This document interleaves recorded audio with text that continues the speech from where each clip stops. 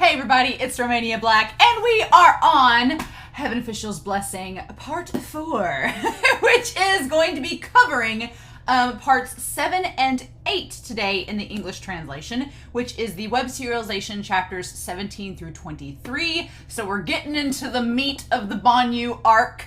We're going to be going over pages 201 to 278 in the English text, and starting up, I've got the digital pulled up. It starts on page 141 of the digital text. So fun times. Last segment was a lot of fun. There was a lot of exposition, a lot of stuff thrown at us, and we ended, of course, with our good old San Long staying over the night with Xie Lian. So now I'm pretty excited because I actually really like the Ban Yue arc in the Donghua, and I'm really excited because there's a lot of the Ban Yue arc that people have been like in the comments going, you need to get inside Xie Lian's head you need to say what he's thinking, and the novel will do that. The Donghua doesn't do that. So I was like, I'm pretty darn excited because I'm like, okay, we're gonna get into this. It's gonna be great.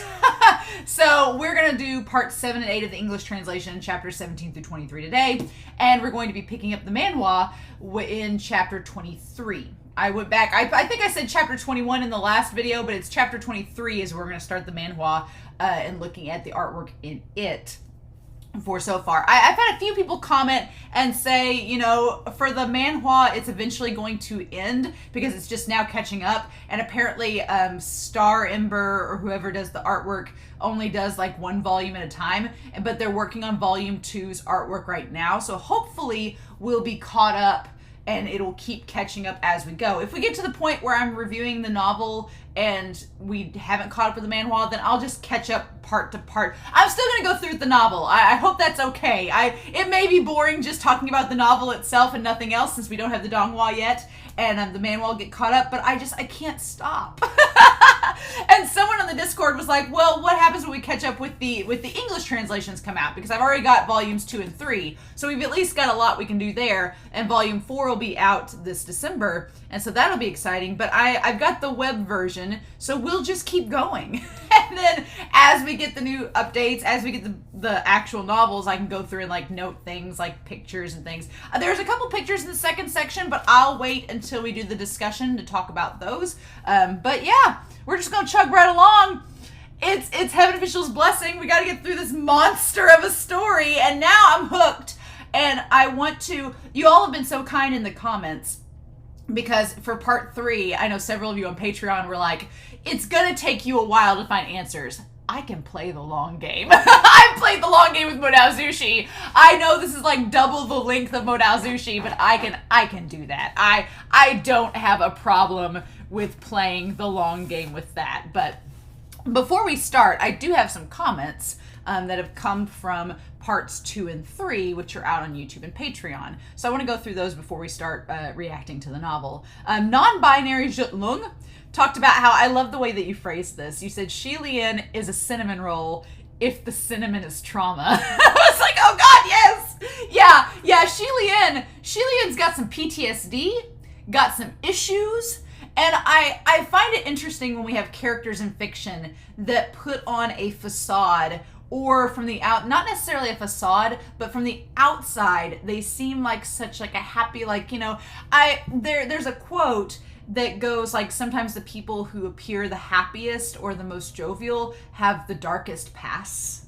And that's so true. Like, I think of actors like Robin Williams. Robin Williams was a comedian, but he suffered from a lot of like issues and darkness inside of him, and he put on this facade of being like, I'm happy and funny, and it just kind of hid that, you know, and that's really sad. And I get the same impression with Xie Lian, that Xie Lian, the thing with Xie Lian is he has blocked out a lot of memories, and a lot of that trauma, he's blocked it out, just being like, I'm not going to think about it.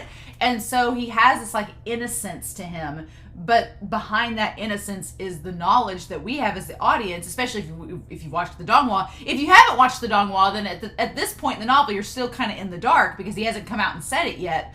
But behind all that is this knowledge that he's repressed and pushed out a lot of that trauma, so you just don't know about it yet. He just appears to be like, oh, everything's all hunky-dory. It's not the case with him. So I find that interesting. Sarah Linda had a really cool comment that the Ghost Realm's kind of like Harry Potter's Diagon Alley in that it's in the same realm as the mortal realm. It's just like a little, you go down this little hallway, this little corridor, and then there's this other world like kind of hidden within it. And I thought that was a really good analogy and way of putting it. Like that mentally made me go, okay, that makes a lot of sense. I've read Harry Potter. I can kind of know what you're talking about in terms of that. Hashtag Ravenclaw for life. That's all I'll say. But also, I like that it's this realm that's parallel to the mortal realm.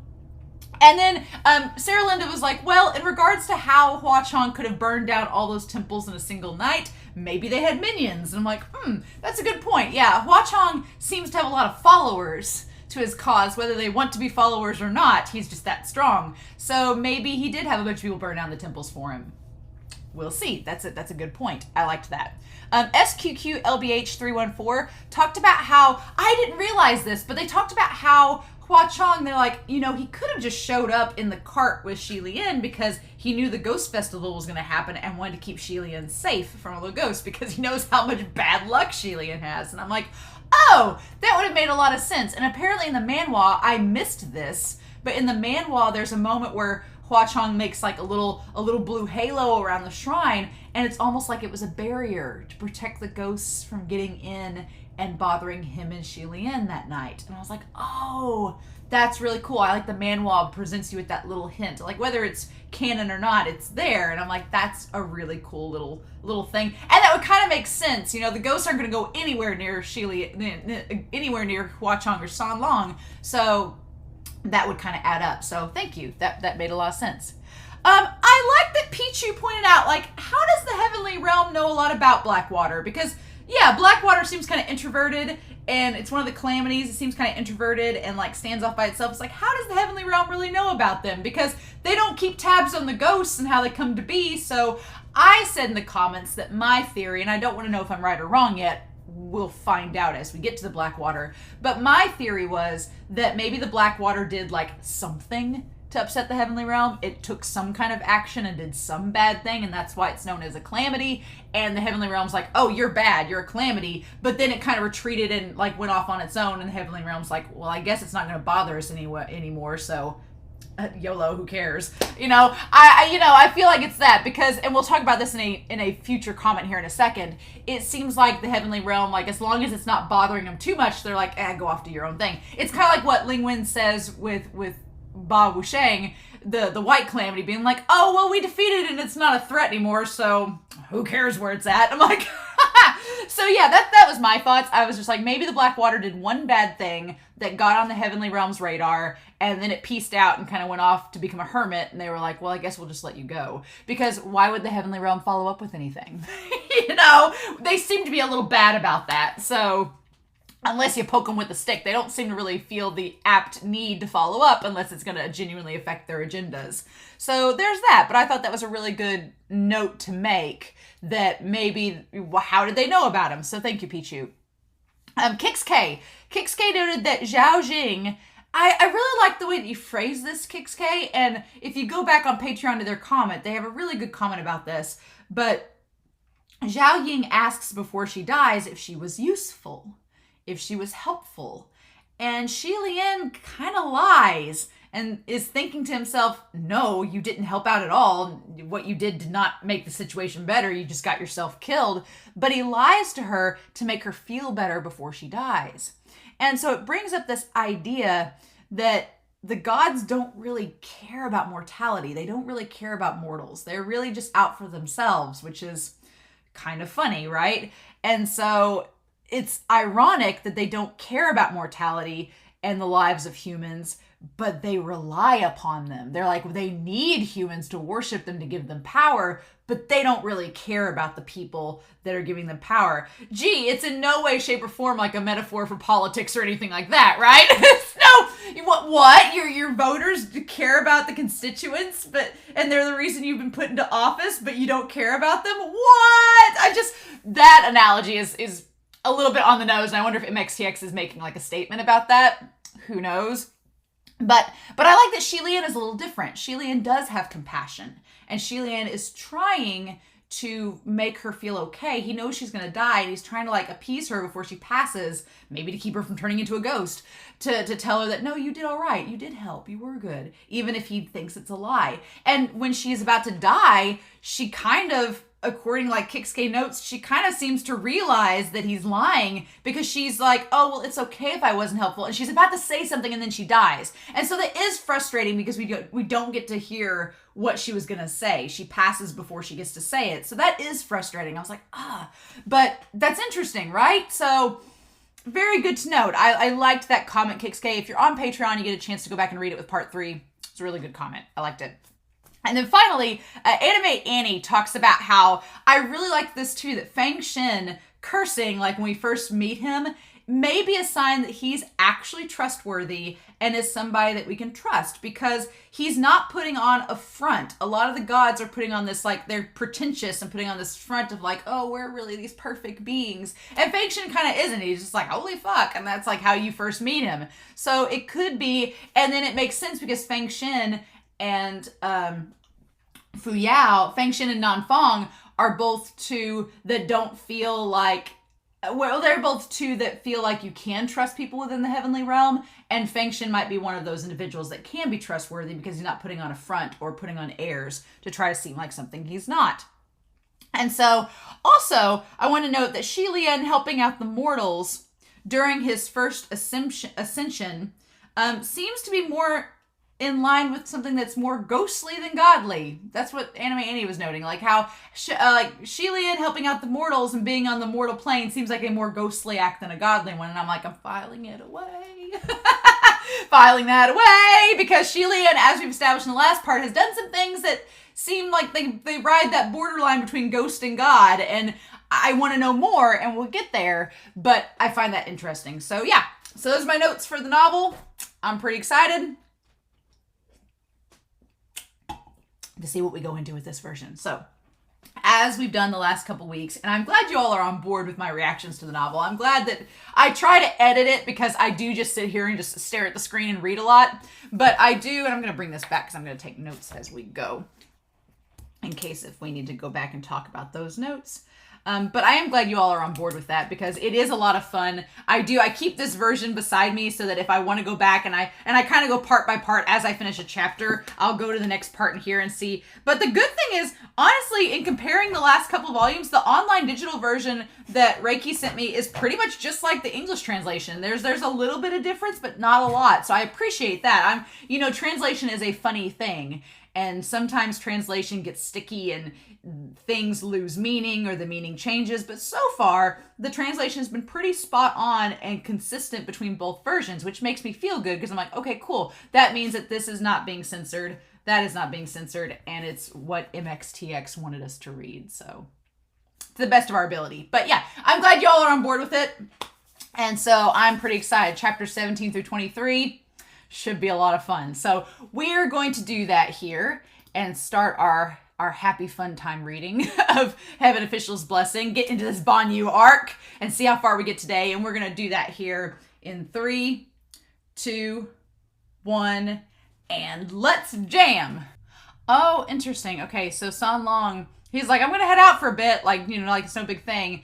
And Xie Lian was considering chasing after him, but then realized, okay, the leaving for a bit probably means that he's not going to be gone long. He's going to come back. And so Xie Lian, I like that trust, because that shows us that Xie Lian trusts San Long. That he's like, okay, he said he's going to be out for a bit, so that means he's going to come back. And he trusts him to uphold what he says he's going to do.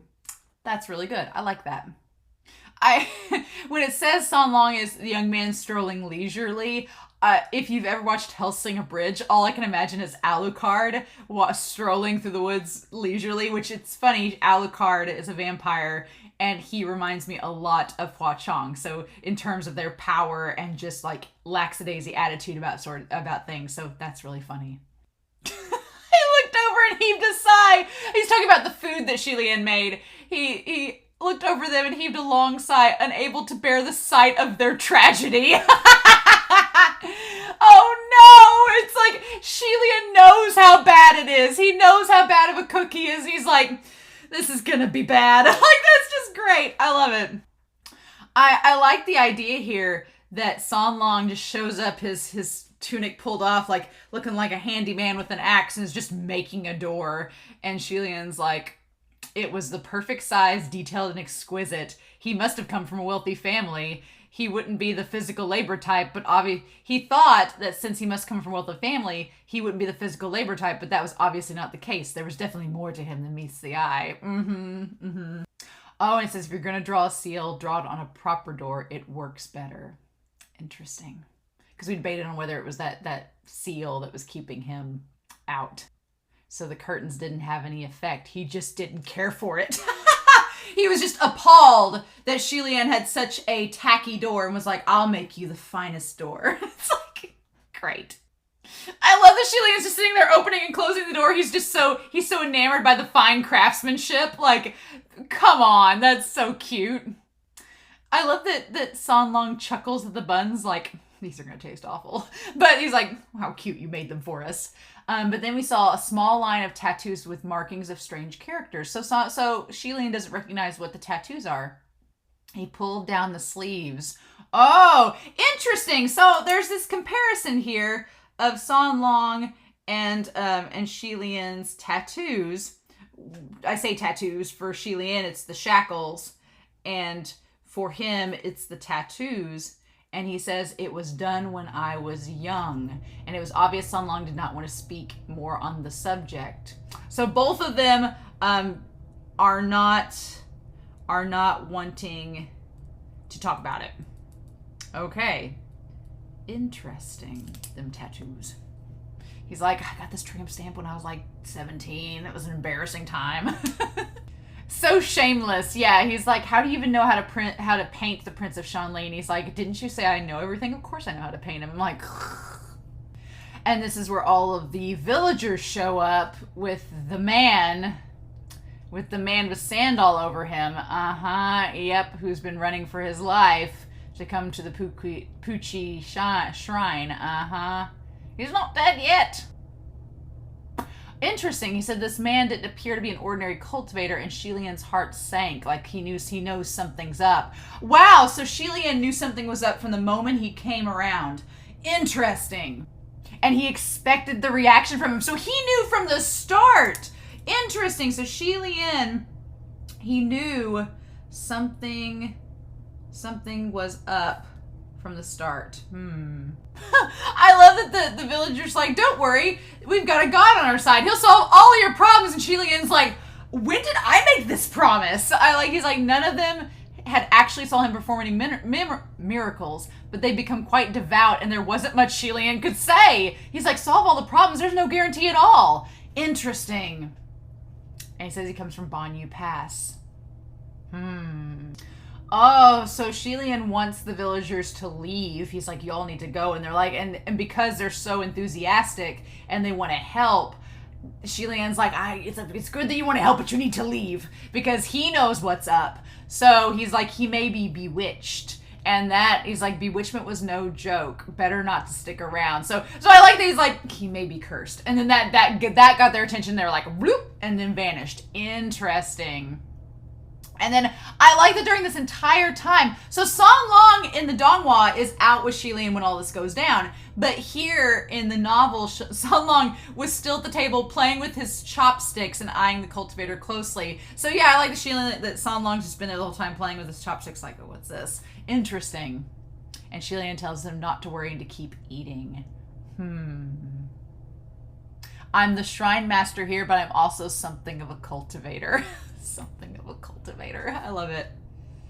I think it's weird that the puppet says, yeah, Sai, barely survived. I'm like, the fact that he said the word Sai is so bizarre. I love that they described the puppet. They're like, he had ran all this way for miles and miles from the Northwest, but yet when he woke up, he wasn't parched or hungry at all. They're like, it's very unlike the living. Oh, I love the way that that's phrased. And then we go into chapter 18. Oh, that's great. I love it. Under Xie Lian and San Long's long gaze. Yes.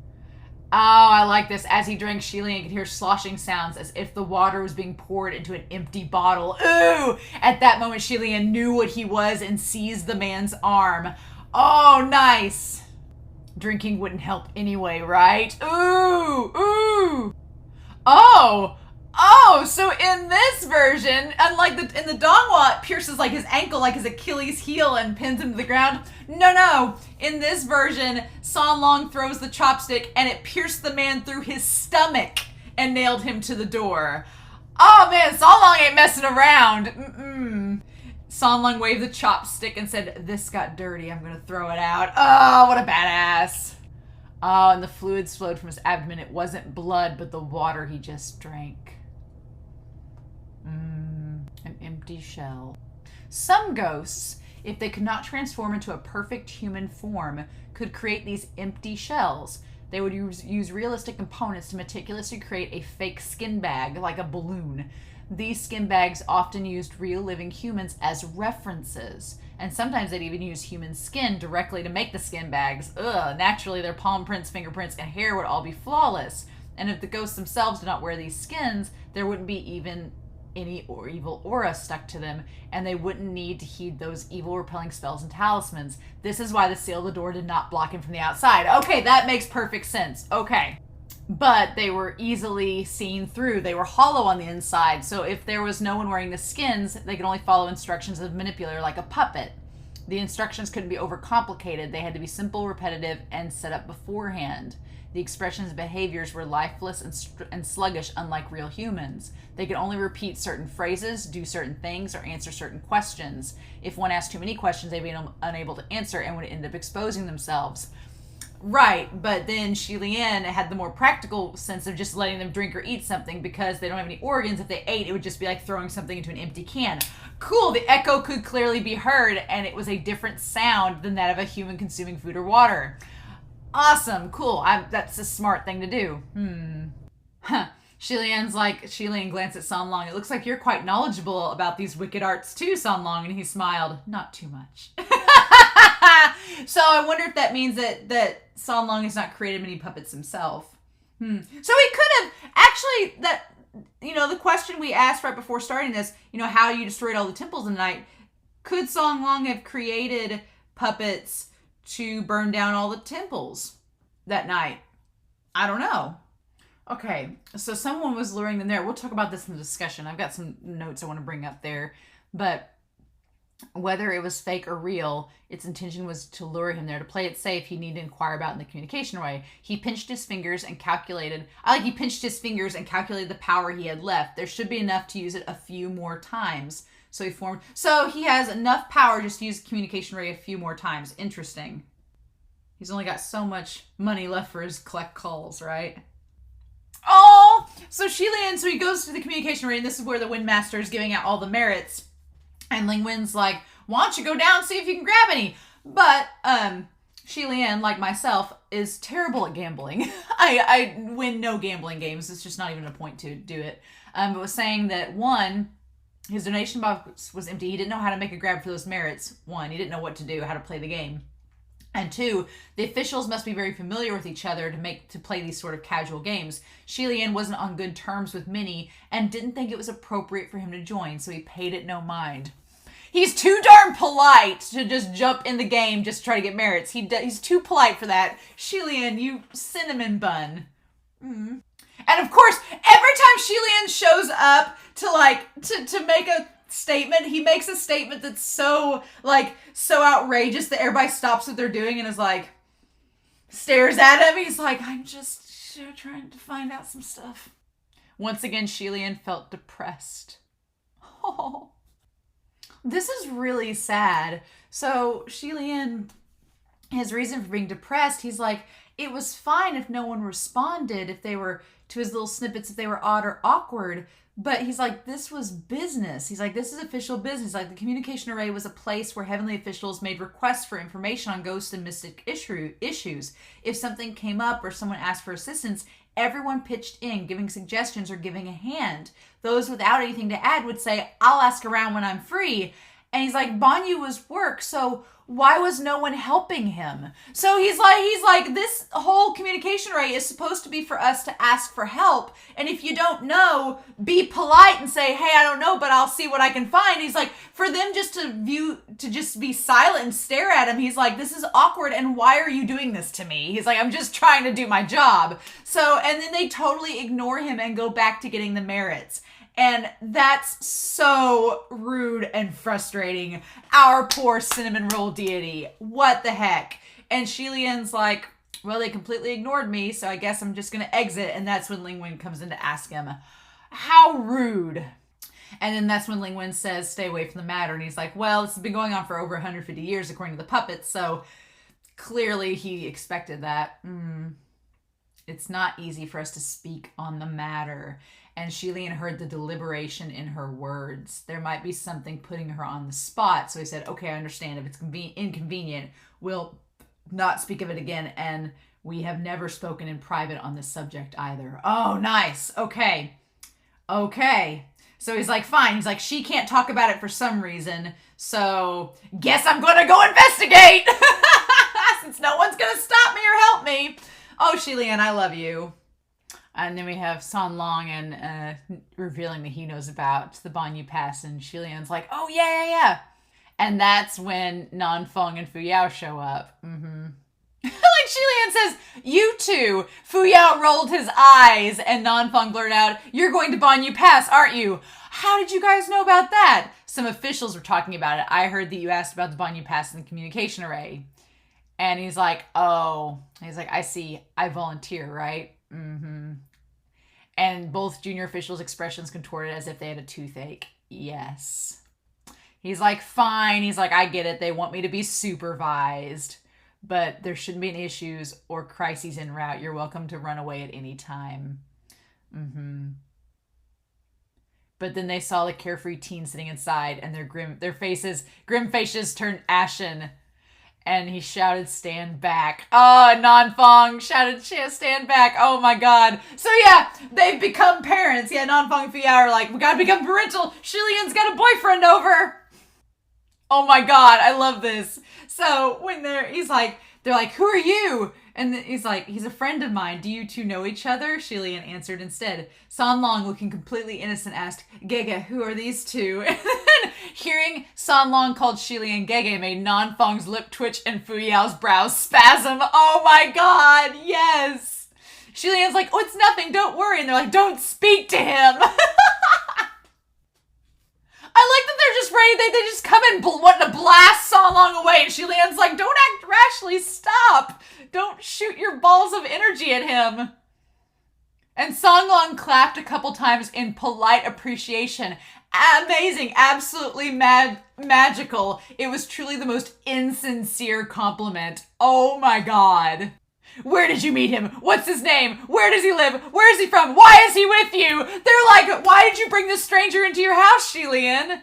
And he's like, oh, we met on the... here's the thing. The way that he answers this is like Nanfeng and Fu Yao are like, where did you find this man? He seems totally dangerous. What are you doing with him? And Xie Lian's answer is, we met on the road. His name is San Long. I don't know anything else except he has nowhere to go, so I let him stay. Will you two please stop? I love that it's like Xie Lian took in this stray dog, and Nanfeng and Fu Yao are like, do you even know if he has rabies or not? That's where we are. That's where we're at. You let him in despite knowing nothing? Aren't you afraid he might be scheming something? Why did Nanfeng's tone sound like his dad? Yes! Yes! They would have been displeased. If anyone else, if any other heavenly official or another person had heard someone younger say anything in such a manner, they would have been displeased. But first, Xie Lian was already used to all kinds of rebukes and taunts, so he felt nothing. And second, he knew that these two meant well and were only saying things out of worry, so he didn't mind. And then San Long cut in, Gege, are these your servants? And Xie Lian replied warmly, the term servants isn't quite right. To be precise, they're my helpers, I guess. And he's like, oh, really? Oh my God. The youth stood up, grabbed an object, and threw it at Fu Yao. Then why don't you help out? Oh my God. It was a broom. Oh my God, because Mu Qing and Fu Yao, yep. He looked as if he wanted to crush it into powder. He's like, I only have one broom, please don't. Oh my god, yes. And Fu Yao, before he could finish his words, he was cut off by a burst of white energy from Fu Yao's hands, and he said, reveal yourself. Oh, so Fu Yao, they know what we find out, but they're like, reveal yourself, and it's not gonna work. Oh, this is amazing. This is amazing. I like that he uses Ru Yi to tie them up because he's like, y'all are about to destroy my shrine. We can't have this. And Nanfeng's like, what are you doing? And he's like the timeout. He's like, we'll talk outside. And then he's like, I'll be right back. Telling Sanlong, he's like, we gotta go outside. It's fine. It's just nothing to worry about. And Sanlong's just like, okay. Oh my god, I love it. I love it. It's like, read this. Tell me what it says. And Fu Yao's like, please kindly donate to the renovation of the shrine for the accumulation of good merits. He's like, donations? Did you write this? You are at the very least an ascended heavenly official. How can you write such a thing? Where's your dignity? He's like, that's right, I wrote it. And if you keep fighting inside, I'll be asking for donation for construction, not renovation. I'll have even less dignity. And they're like, wow, don't you think he's at least a bit odd? Oh, interesting. So we're getting this now before they even head out to the desert, this line, where they're like, don't you think he's a bit odd? And he's like, of course I do. You know he's dangerous, but you still keep him by your side.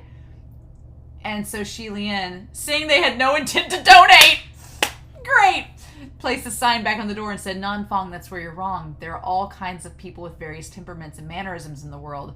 Odd doesn't mean dangerous. Look at me. I'm odd in everyone's eyes, but do you think I'm dangerous? Xie Lian clearly had the saintly look of an immortal, and yet he collected scraps. If he was not odd, then no one else was odd. And like, aren't you afraid of ulterior motives? Do you think, he slowly asked, do you think I have anything worth for him to scheme for? Oh. So yeah, Xie Lian's like, well, he could be a supreme. Either he's human or he's a supreme. And he's like, why would a supreme come here to follow around a junk collecting god? Like, what's the point? He's like, you know, do you think ghost kings are so idle like us? And they're like, we're not idle. And he's like, So, I like that they're reasoning this all out before they even go to the desert. That's interesting. But I'm like, Xie Lian thinks so little of himself. I'm like, don't you think that Sanlong wants your body? That's what he wants, you know? He's like, what could he want from me? I'm like, your love, your body, all the above. And I love that Nanfeng's like, well, we could still test him, and Xie Lian's like rubbing his forehead, being like, go ahead and try, don't go overboard. You know, what if he turns out to be a runaway young noble? He's like, we don't want to bully him. You know, we're not supposed to, you know, be doing that to the mortals. And then they go back, and Sanlong's checking out the broken table leg. And he's like, I'm just checking to see if we can fix this. So he looks so innocent, right? Sanlong's just like, I'm just seeing if I can fix the damage that your friends caused. It's like, I do like that Sanlong points out that they look familiar, which from the last section we know that he knows Mu Qing and Feng Xin, so maybe he's making like a little pass at that, being like, yeah, you guys look kind of familiar too, like I know your bosses, sort of thing. I love that they're just all pretending to be friendly towards one another just for the sake of Xie Lian. Okay, so we get some insight into the distance shortening array, which is a spell that can compress thousands of miles into one step. Infinitely convenient, yes. However, each use would consume a significant amount of power. So yeah, so it's like, we want to get to Ban Yue Pass. It's going to take a lot of energy for us to get there, but we're going to do it this one time because that's going to save us a lot of time. Good. I'm glad that these things have caveats. That's good to know. Interesting that Xie Lian rolled up the straw bedding mat on the ground, so why don't you draw it here? And with all the commotion earlier, Fu Yao didn't have the chance to look at the shrine properly. Now that he'd spent some time in the dilapidated shack, he looked around, and feeling incredibly uncomfortable, he wrinkled his brows. You live in a place like this? And Xie Lian grabbed a stool from his seat and says, I always live in places like these. And Nanfeng paused briefly when he heard this and went back to drawing the array. Fu Yao didn't sit down, but his expression also turned complicated. He mostly looked surprised, but there was a tiny part that looked smugged. He quickly neutralized that expression. So both of them, we'll talk about this, their reactions to that. Where's the bed? This is it. And then Nanfeng looked up to glance at the mat and then lowered his head again. And Fu Yao side-eyed Sanlong, who was standing aside. You two are sleeping next to each other? Is there a problem? And then they couldn't come up with anything to say, so no more problems! Great. Oh, and San Long had been staring at them, looking deep in thought, his eyes dark. But he only snapped out of it when he heard Xie Lian call to him. Like, I wonder if he was mad at Fu Yao and Nanfang for, like, judging him for how the shrine looked. Interesting. I love that we go on this whole thing about Ban Yue, and we'll talk about it in the discussion. But I love that Fu Yao is like, this young master sure knows a lot, and San Long smiled back, it's nothing. You just don't know very much at all. It's like, and Xie Lian snorted in spite of himself, amused by San Long's sharp tongue. Our cinnamon roll, he likes a bad boy.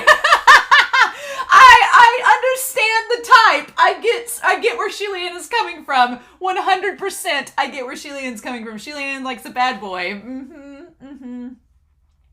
San Long continued lazily. This is just based on the unofficial history and ancient records of the strange supernatural occurrences. No one knows if the Goshi, we'll talk about that, of Ban Yue is real. Maybe the kingdom of Ban Yue doesn't even exist. Oh, that's a great way to end the chapter. Nice. Chapter 20, The Shortened Distance, Adrift in the Sandstorms. I think this is part 10, I believe, that we get in there. I think so. Trying to see if anything... Yep, Shortened Distance. So this is part 8. Yep, there we go. Cool.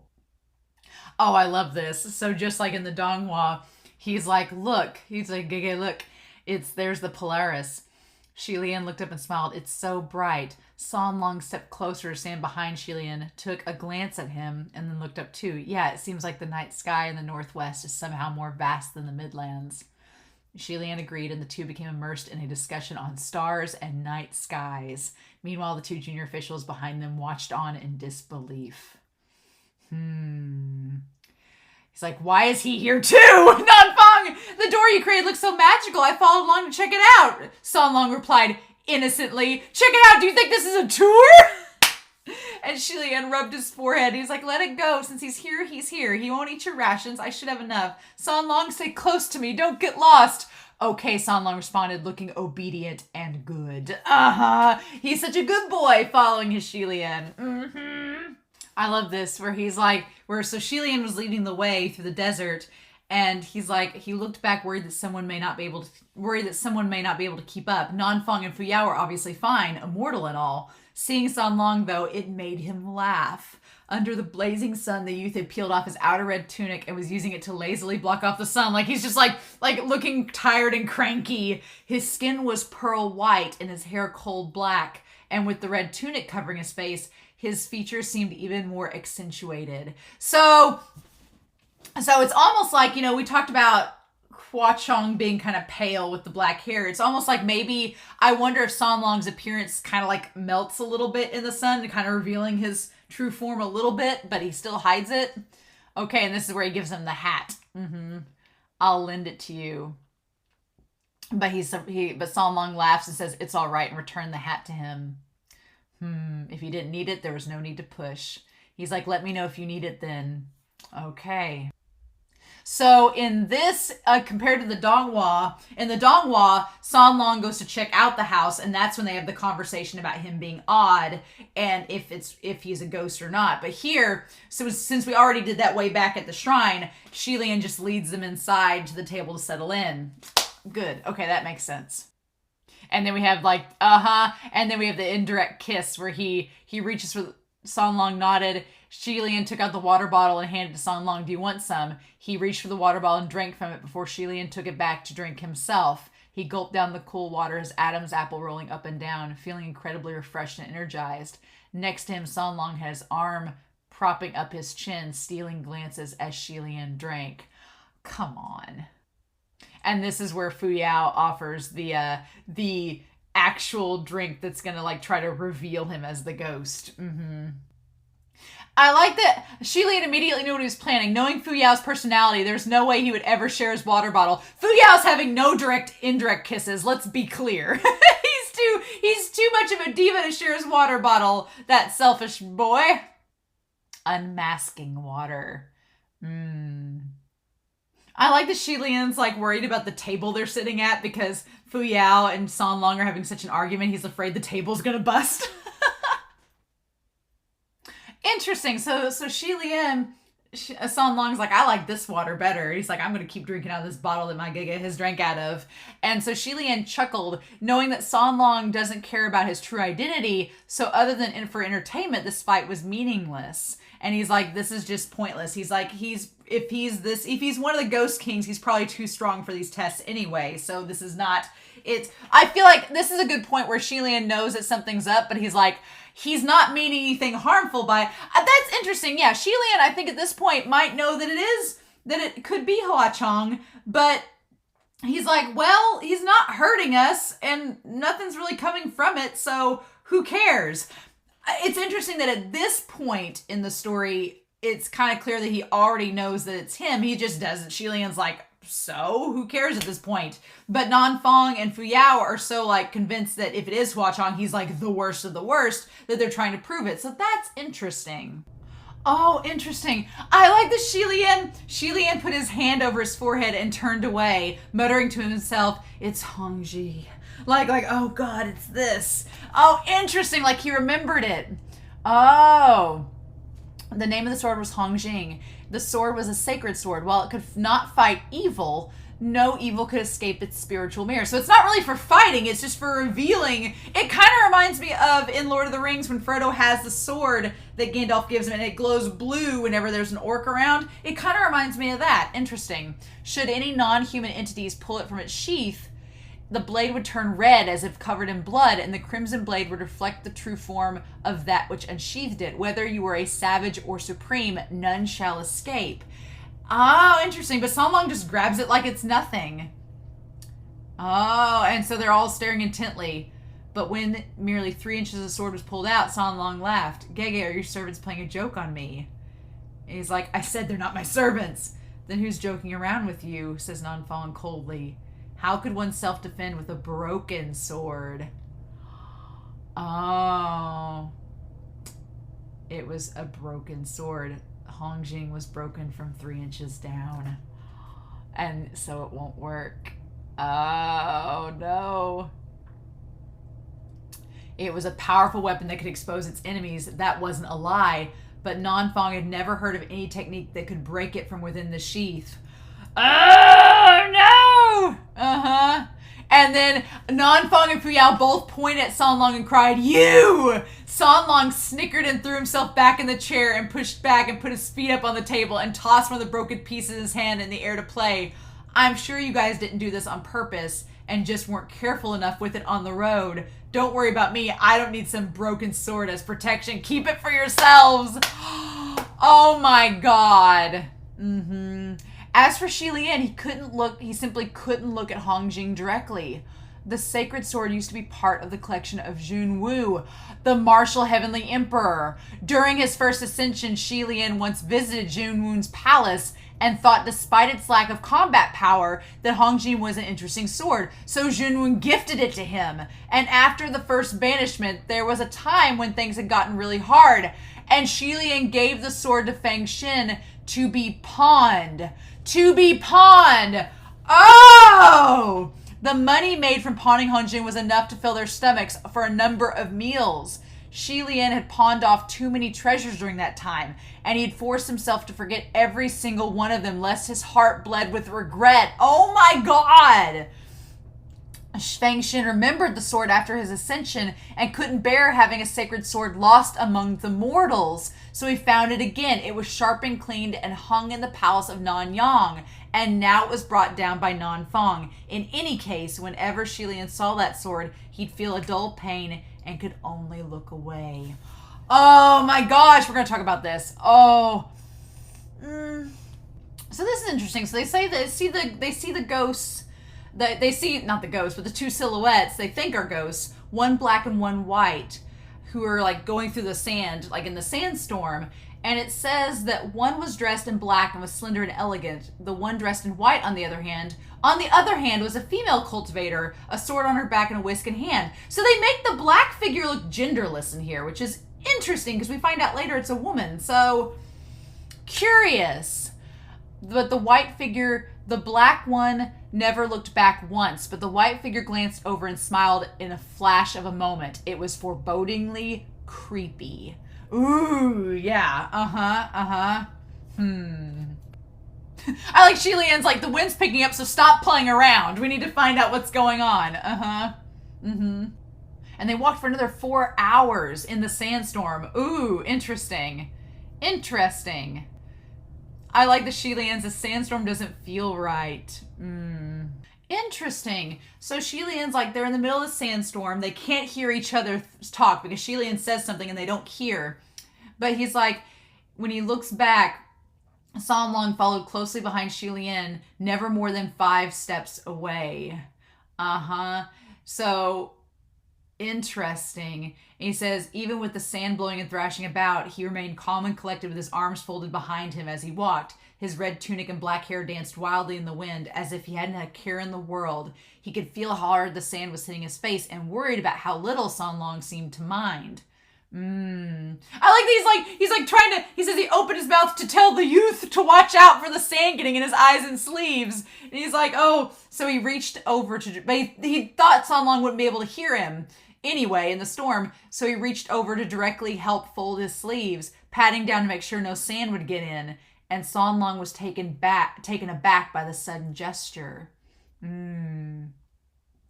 Interesting. He's like, oh, what are you doing? And of course, Fu Yao utters those famous words. It's just a little sandstorm. How evil can it be? Oh. And that's when it makes Xie Lian fly away. I like that Xie Lian was really worried about the bamboo hat. It's like if it flew off, it would disappear in the desert forever. And San Long reacted immediately and grabbed it in one hand with an abnormally fast hand and returned the bamboo hat to Xie Lian. And Xie Lian thanked him. Interesting. So this is curious. I'm curious based on this. I'll have to write some notes down. But if San Long knew who was responsible for the sandstorm, because Fu Yao's like, if there's evil in this storm trying to stop us from advancing, we must continue. And San Long's like, he starts laughing, and Fu Yao's like, what are you laughing at? He's like, does being subversive give you the satisfaction of feeling unique and independent? So it's like Fu Yao immediately assumes that whoever is causing the sandstorm is evil and they have to keep trudging through. And San Long's laughing. He's like, wow, just because it's like getting in your way, they must be evil. How pretentious of you. Because as we find out, it's the Windmaster who is a god causing the sandstorm. So it's almost like, did San Long know that it wasn't a ghost causing it? He just didn't say anything.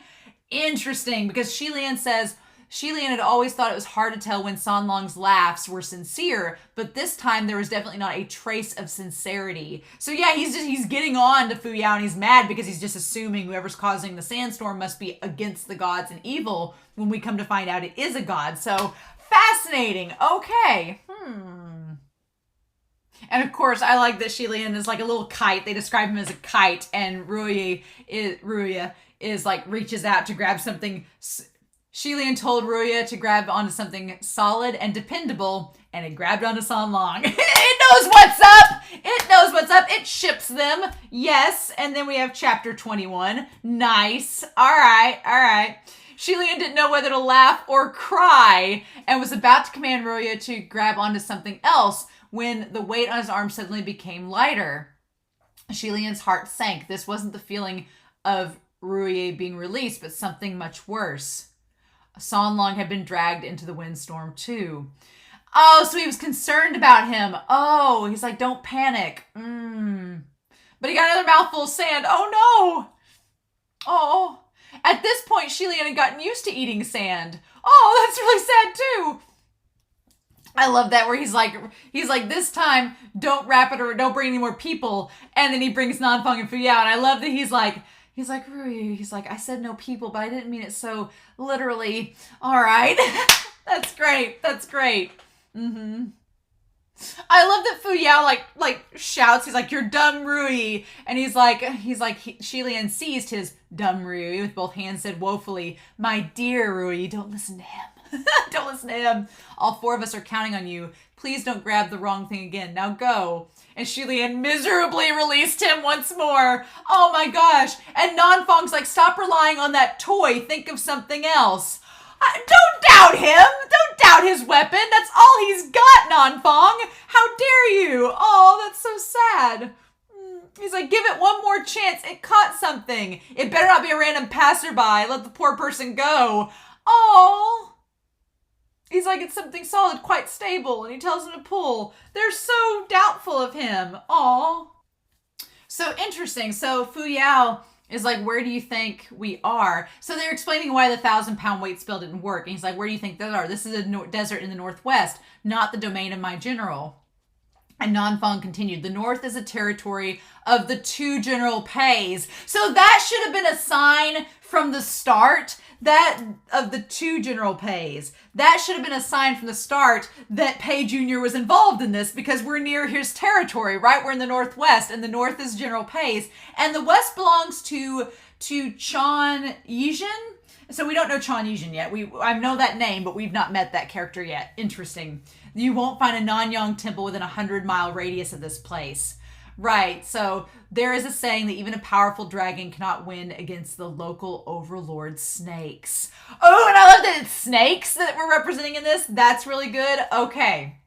As Nanfang and Fu Yao represent generals of the southeast and southwest, their powers were restricted outside of their own territories. I like that Xie Lian does the Prince Zuko thing. That's rough, buddy. Like that.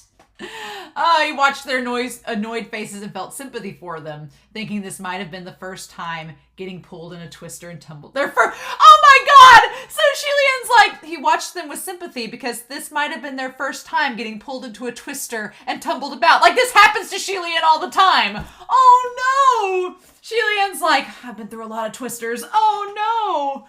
That's so sad. Oh. So interesting, Fu Yao's like, well, it's hard to identify somebody just based on their robes, and that individual looked taller than your average woman. Are you sure you saw right? Like, Fu Yao, women can be tall. And Xie Lian's like, I'm absolutely sure. So he thought that she was the Gyoshi of Ban Yue. And Nanfang's like, it's possible, but there was another black-clad figure traveling next to her. Who could that be? Hard to say, but the person was walking even faster than she was, and their strength is not below hers. Interesting. Could it have been the other evil Gyoshi, Feng Shen?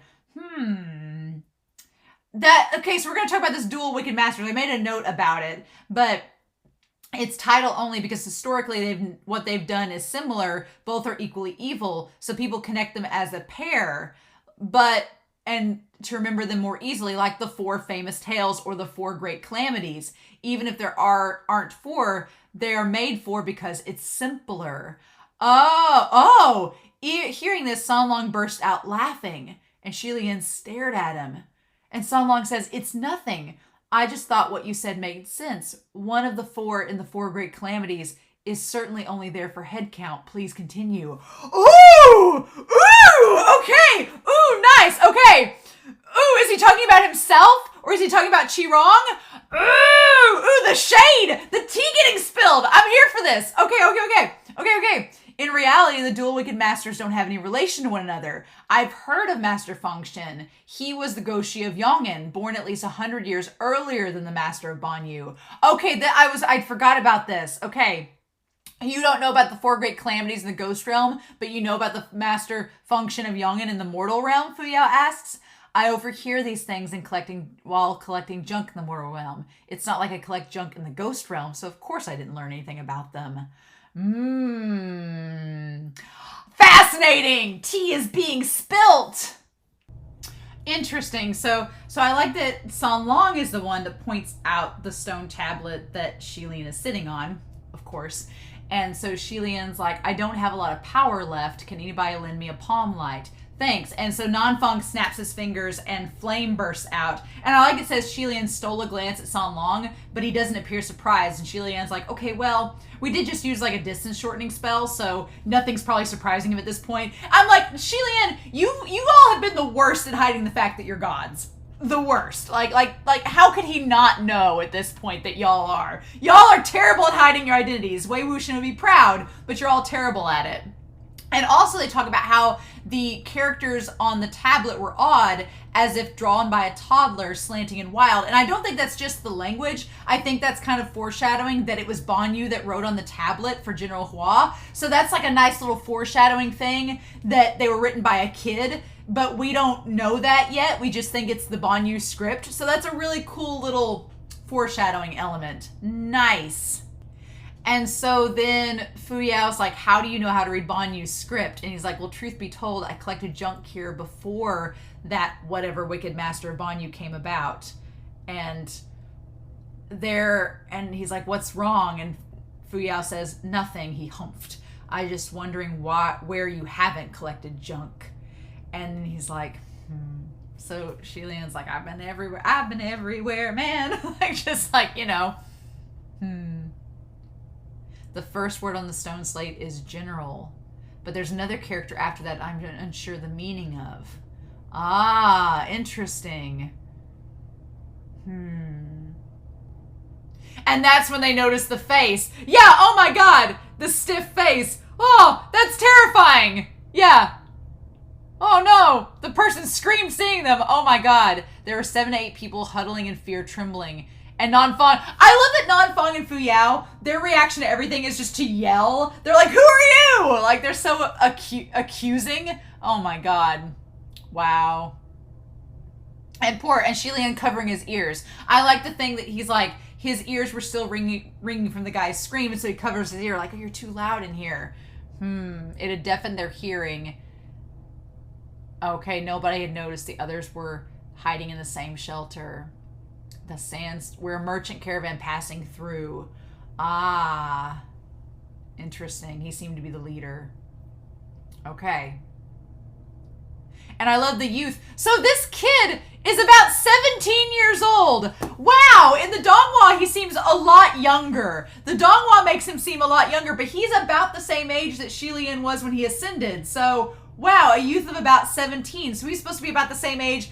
In the novel, he's about the same age as Sanlong appears. So that's interesting. They make him look a lot younger in the Donghua, I guess, to be more of a kid. So, interesting. Tian Shang. So Tian Shang is 17 in the novel. Okay. Thick brows and large eyes in the face of a tiger. Interesting. Oh. And Xie Lian tries to cover for the fact that they did the fire from his hand. He's like, oh, this servant's a cultivator from a small shrine. We are people from my shrine. Yeah, we only know small tricks, nothing fancy. You're normal merchants, we're normal cultivators without malicious intent. We're all just in the same place. Xie Lian's voice was soft and gentle, and he spoke each word slowly to calm everyone's nerves. Nicely done, Xie Lian, nicely done. Song Long laughed. They're being way too humble. And then Shang says, well, that's not true. Some caravans have passed through without harm before. And Song Long said, oh, he hummed? As long as you have the right guide, you can get through the territory. We owe everything to Aozhage. Aozhage, maybe right? If not for him, we wouldn't have been able to avoid all of this. This Azhao, who guided them, seemed rather young, in his 20s, with a clean, respectable face. Didn't talk about the eyeliner. Didn't mention the eyeliner in the book. Would have been a dead giveaway. But so the book is not making it. So you wouldn't know this was Pei Jr. just from the way that they describe him. Interesting. All right. Good to know. Oh, and Sanlong can read the Ban Yue script too. And Xie Lian's like, how'd you know that it says Tomb of the General? He's like, oh, not much. I only know a few words because they're interesting. You're so full of shit. And he's like, Xie Lian was already used to him saying that. The word tomb was not one used often. If Sanlong really only knew not much, how would he happen to know exactly just what this one character meant? His not much had come to mean ask away, and Xie Lian sees the chance. So he's just reeling him in. He's like, maybe the characters you recognize happen to be the ones I don't know. Come closer and let's examine this together. Shut up! Oh my god! He's like, I could help you. I know a little bit. Like, oh my god, ridiculous. Xie Lian lightly touched the words with his fingers, reviewing the writing in low voices with Sanlong, softly reading the words. The more they read, the more amazed they looked, before gradually becoming more glum. The stone is a memorial and tells the life of a general, a Midlands general. This general is special. Although the memorial calls him a general, he was actually no more than a captain. He led 100 troops before dwindling to 70 and then to 50. In other words, a continued demotion.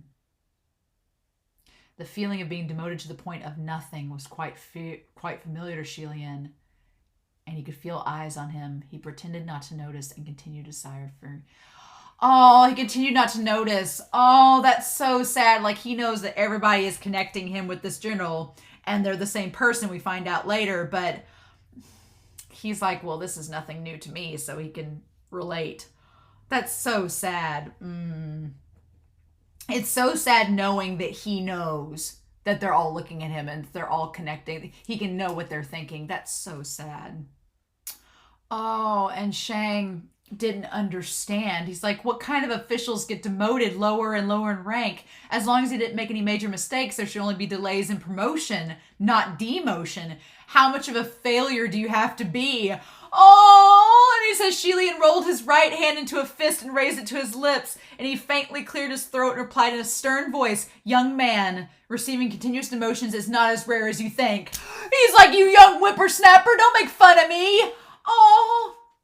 And then San Long chuckled, agreeing, saying, it's true, it happens a lot. This captain got demoted time and time again, not because he was incapable or incompetent for duty. Despite poor relations on both sides of the conflict, instead of winning battles in the battlefield, he kept getting in the way. He prevented his enemies from killing mid-led civilians and blocked his own army from killing the people of Ban Yue. And every time he did this, he got demoted a rank. He spoke lightheartedly, and the 7 to 8 merchants sat closer to him like it was story time. Soon they got into it and started commentating. Oh, and Tian Sheng says, I don't think the captain did anything wrong. It shouldn't be a problem if you let soldiers kill each other, but not civilians, right? He's too blindly kind for a soldier. But overall, he didn't commit any crimes? Yeah, he's saving lives, not killing people. Xie Lian smiled at all the comments. So San Long is like clearing the air and pointing out like the good he was doing. And Xie Lian's just like, well, you guys realize I'm not that bad. And what I was doing wasn't bad. Oh! He was just blindly kind. Within the group, only Zhao understood better, probably because he was a local. Oh, interesting. Now is now. 200 years ago is 200 years ago. To only receive demotion was already a blessing. To only receive demotion was already a blessing for this captain. And Fu Yao clicked his tongue, laughable. And Xie Lian knows what he's about to say. And this is where Fu Yao says, one must do the duty as demanded by their position. If he became a soldier, then he must always remember to defend his country and kill enemies on the front lines. Casualties are inevitable in war. Such soft-heartedness has no place in war and will only drag down his fellow soldiers. His enemies will think of him as foolish. No one will thank him in the end. Fu Yao's words had irrefutable logic, and silence filled the cave. People like that have only one end, death. They'll die in battle or at the hands of their own people. Ooh. And Xie Lian broke the silence. Yes, you're quite right. He did die. Oh. And then Tian Sheng asks if he was killed by his own people. Xie Lian chewed on his words, but replied in the end, because he's like, this is so embarrassing. It was him.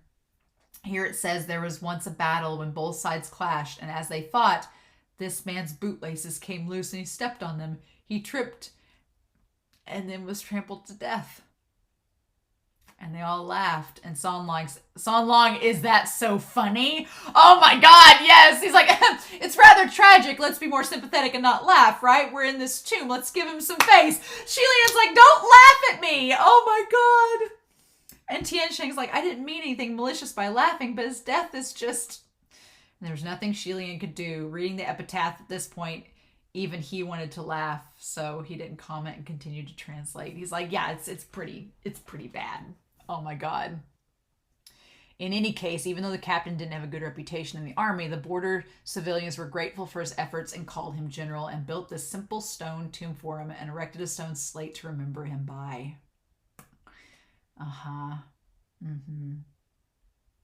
And then later, the people of Ban Yue discovered another miraculous thing about the memorial. As long as one kowtows before the stone slate 3 times, they could transform all disasters met in Gobi to good fortune. San Long completed the translation. His tone of voice was mysterious and meaningful, very convincing. His expression was also serious, so when the group heard, several of them immediately started prostrating, muttering that they'd rather believe it true or not. And Xie Lian was confused. He's like, is it written here? Is that really magical? And San Long smiled softly and said, no, I made that up. But since they laughed earlier, their prostrating should make up for it. Oh my God. Yep.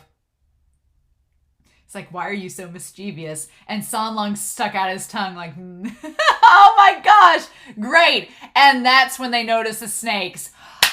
Awesome. Great. Why is there a snake? I like they question, why is there a snake? Like, as if you'd not find it anywhere in the desert.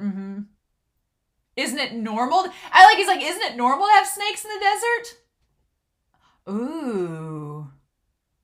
So San Long grabbed the snake, and they say to fight a snake, seize it where the heart is. If pressed here hard enough, no matter how venomous its fangs, it would be helpless. The snake wrapped its long tail around San Long's left arm meekly.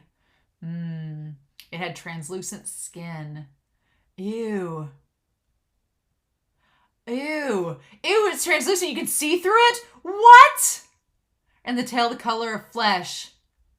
More like a scorpion. Oh, the fact that the snakes are see-through? Why, MXTX? Why you gotta make it gross for the sake of being gross? Okay, so it tried to stab San Long with its tail, but San Long caught it.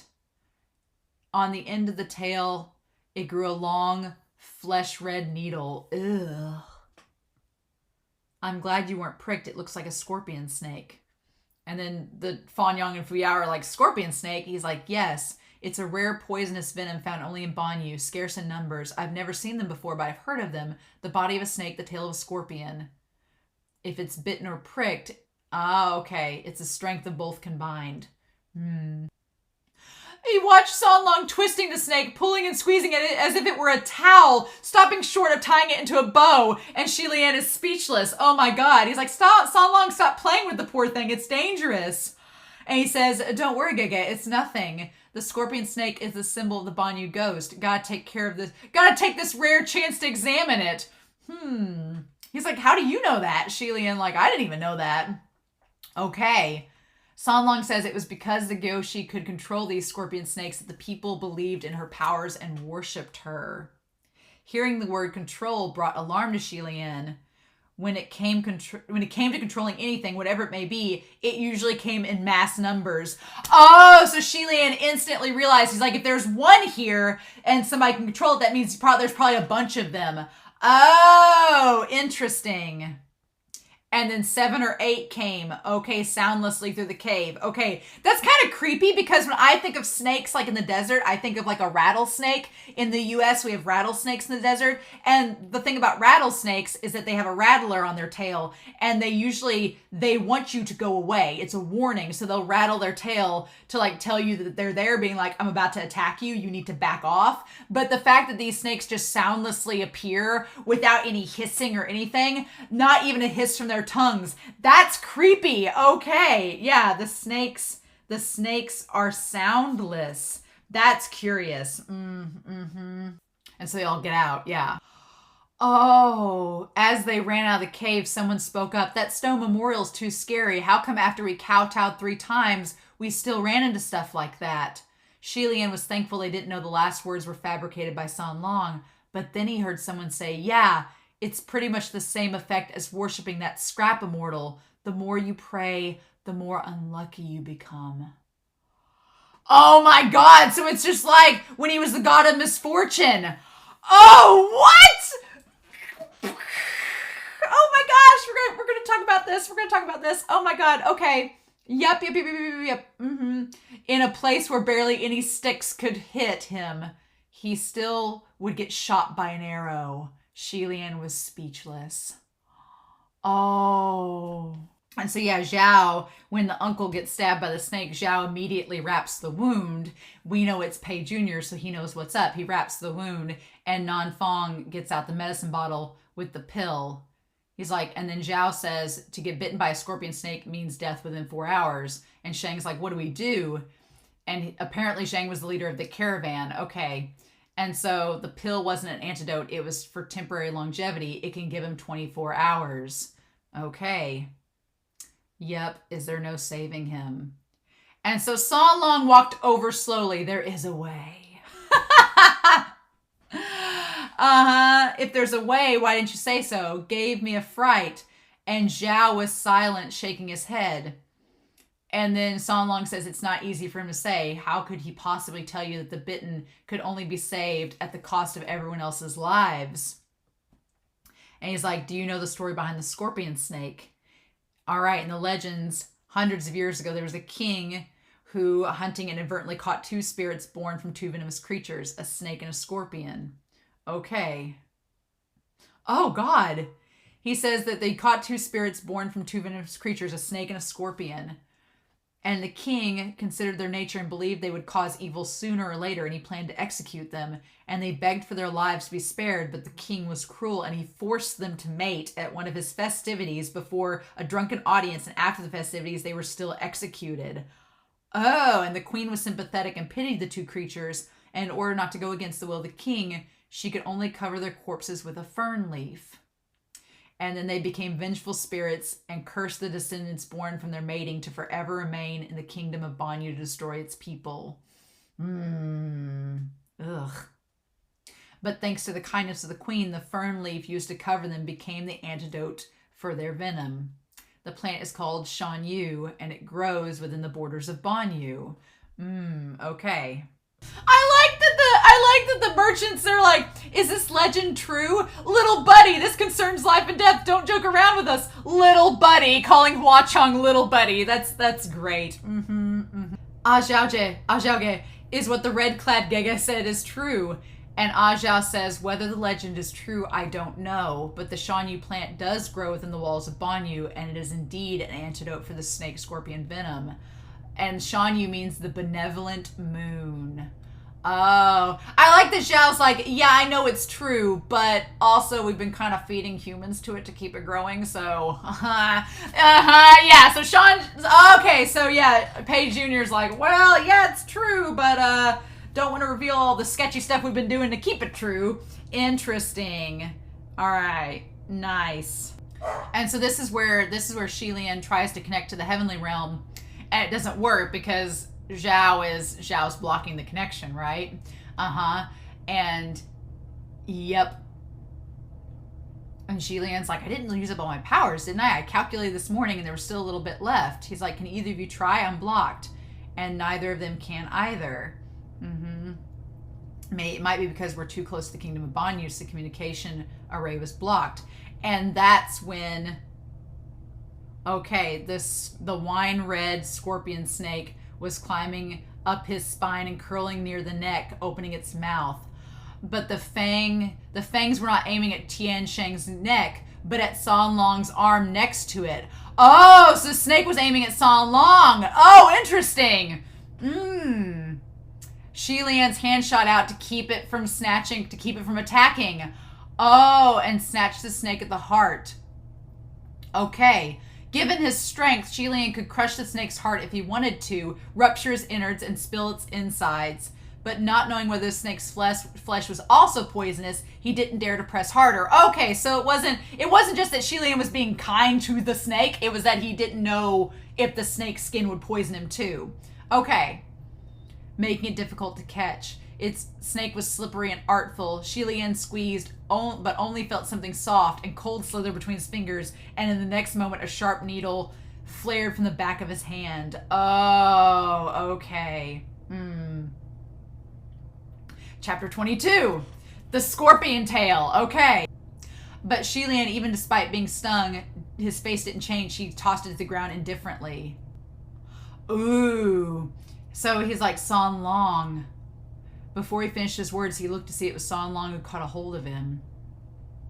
The reason he sounded confused was because at that very moment, The expression on this youth's face was quite off. It was indescribably frosty to the point of frightening. His eyes were intently focused on the wound on the back of Xie Lian's hand that had ballooned thanks to the vicious venom. The small puncture wound had become visibly enlarged, the size of a knife cut because of the angry swelling. With a dark expression, San Long wordlessly snatched Rui from Xie Lian's arm and immediately knotted it firmly on his wrist to prevent the venom from advancing. While Rui enjoyed snuggling up to Xie Lian, it wasn't at all well behaved. And yet in San Long's hand, it was so compliant, like it was dead. Ooh, okay, all right, I'm going to make note of that. So wow, so Nanfang knew immediately what San Long was going to do with the knife. So he just ignited a palm torch and burned the tip of it to disinfect it before turning it back to drawing a cross in the mouth of the puncture wound. So Nanfang was like, oh, I see what you're going to do, San Long. Cool, let's do that. Interesting that he was like totally on board with it. All right. Just as he's about to lower his head to the hand, he said, it's okay. The venom is aggressive. Sucking it won't do much. I don't want you to get poisoned. Okay, yeah. So Xie Lian tries to like discourage him from doing it, but he ignores him. And placed his lips upon it. Xie Lian's hand trembled. He couldn't explain why. And Xie Lian's like, it's not like I won't die from it. He's like, I really don't feel pain anymore. Since Xie Lian possessed the worst of luck, every time he ventured deep into the mountains, 8 times out of 10 he would step onto vipers and run into poisonous insects and get bitten, stung, jabbed, or poisoned in thousands of ways. Perhaps because of his heavenly status, he couldn't die. At most, he'd run a fever. After 3 days and 3 nights of fevers, he'd be right as rain when he woke up and continue on as if it was nothing. Gradually, he became less and less sensitive to pain and just lived with it. No! Xie Lian, stop! No, I don't like this. I don't like this self-harm aspect of Xie Lian where he's just like, I just get stung and bitten and then after a couple days, the pain just subsides and I keep going on with my life. No! No! This is really sad, MXTX. Why are you doing this? Right after the words left his mouth, San Long finally looked up. The red swelling on the back of Xie Lian's hand had gone down, and a stain of blood was red on San Long's lips. His eyes were extremely cold, and he moved his glare to the unconscious venomous snake on the ground, and boom! The snake abruptly exploded into a pool of flesh and blood. The sudden blast surprised everyone, but no one knew who did it. Even if the blood didn't splatter onto anyone, there was a feeling of unease blanketing everyone. Yeah, so in the Donghua, nobody sees the snake blow up, and it's like it never happened. But here they see the snake blow up, and I'm like, but Xie Lian notices that San Long's glare, or maybe he doesn't notice, like transfer the snake. At that point in the Donghua, I was like, that's Hua Chong. Okay, great, good. And they agreed to like swap out Fu Yao for Zhao. Like Zhao will stay here while we take Zhao to be our guide. And then Xie Lian says to Zhao, are you open to giving us a hand, my friend? If not, that's okay too. And Zhao nodded and said, yes, but the Ban Yue ruins are actually not hard to get to. I like that Zhao keeps such a cool face in all this, even though we know it's Pei Jr. now. And Nanfang asks if he's suspicious. Either way, we've brought him out. Just keep an eye on him.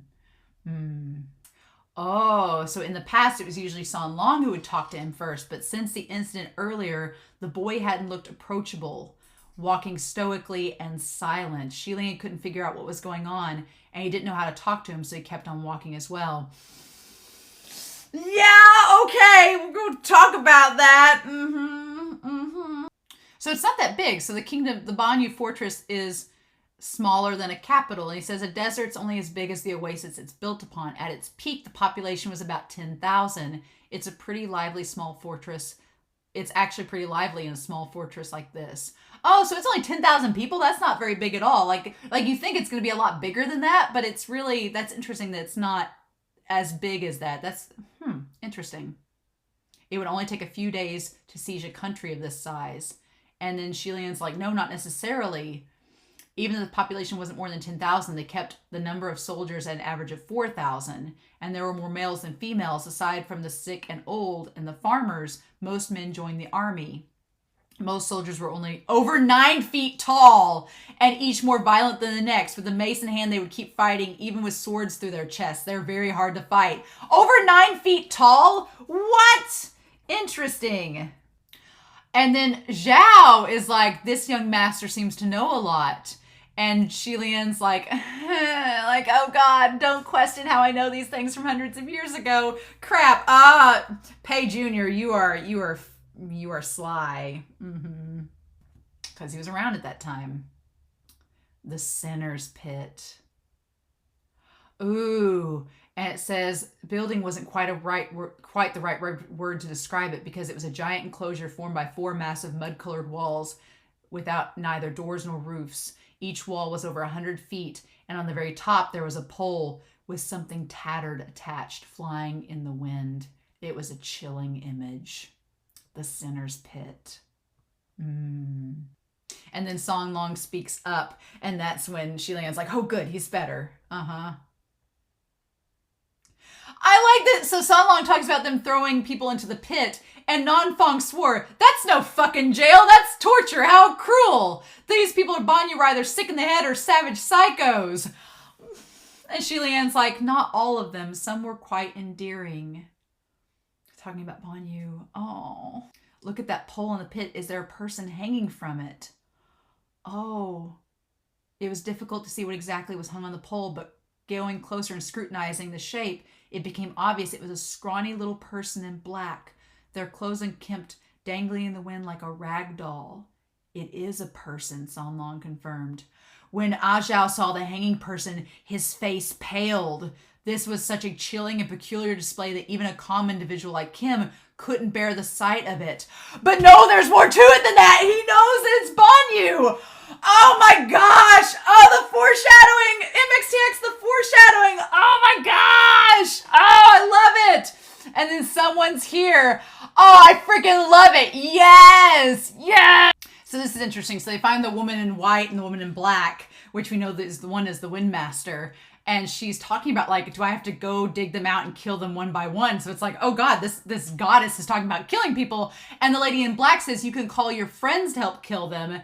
And Xie Lian assumes that the friends are the soldiers of Ban Yue. But I'm like, no, she's referring to the gods. So is the woman in black a god or a ghost? Because she's like, you could have your friends. Why does she say you could have your friends help kill them? Because if your friends were the gods, they're not friends to the lady in black. So the lady in black a ghost?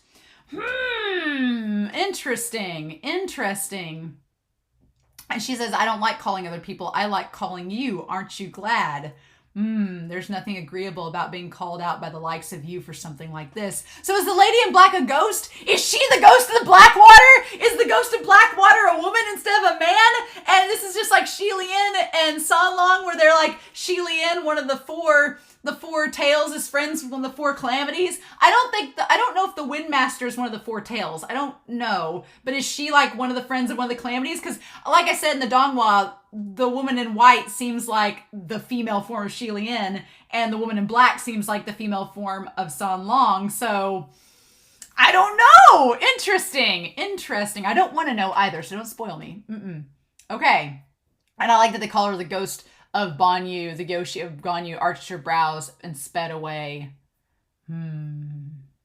Yeah, and I like that Xie Lian's like, is it someone who's close, a mysterious cultivator, or is there a queen or general we didn't know about? So he doesn't know. Interesting. So Xie Lian, if she is, Xie Lian does not know about them being generals or otherwise. But neither does Nanfang seemingly. But if the woman in white is the Windmaster, how did Nanfang not know about it?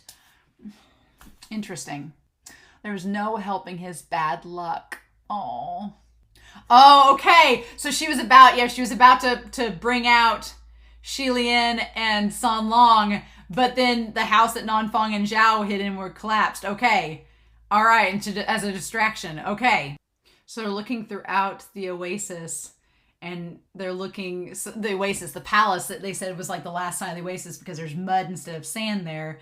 And so he's like, since they entered the fortress, there had not been a single snake. So he's like, maybe there's not a snake there. He straightened up and was about to speak when his hands felt a long object. Looking down, he found it was a human leg. What? Ew! And Xie Lian drew his hand back and was struck speechless. So we're on chapter 23, the last chapter. But shouldn't he be the one who was the most scared? Oh. Yeah, I'd recoil too if I touched a human leg in the weeds. Gross. Oh, a human leg. Oh, it wasn't like, okay, I thought for a second it was like a human, like an actual, like he pulled out a leg, like Jurassic Park, she pulls the arm off her thing, and she's like, ah, like it was a human leg from someone that had been eaten by the fern. But no, it was Tian Shang. Okay, so it was attached to Tian Shang. It was him. I was like, MXTX, you're giving us body parts just like strewn out amongst these ferns. Okay, no, it was Tian Shang. Okay, good. All right, glad that we didn't get too gross yet. Okay, good. That's smart. Tian Shang's like, well, we figured out where the fern was, because they're like, we figured that the queen wouldn't be able to leave the palace, so if she made the fern, it probably would be here. Nice. That's good logic. I like that. It spun right on target, Xie Lian thought. Good. All right. And then, of course, San Long finds the fern. Of course he does. Mm-hmm. Oh, and San Long closed his palm on the plant, and in a second when he reopened it, the fern was crushed into a powder, without him appearing to have exerted any force. Funny that. Mm-hmm.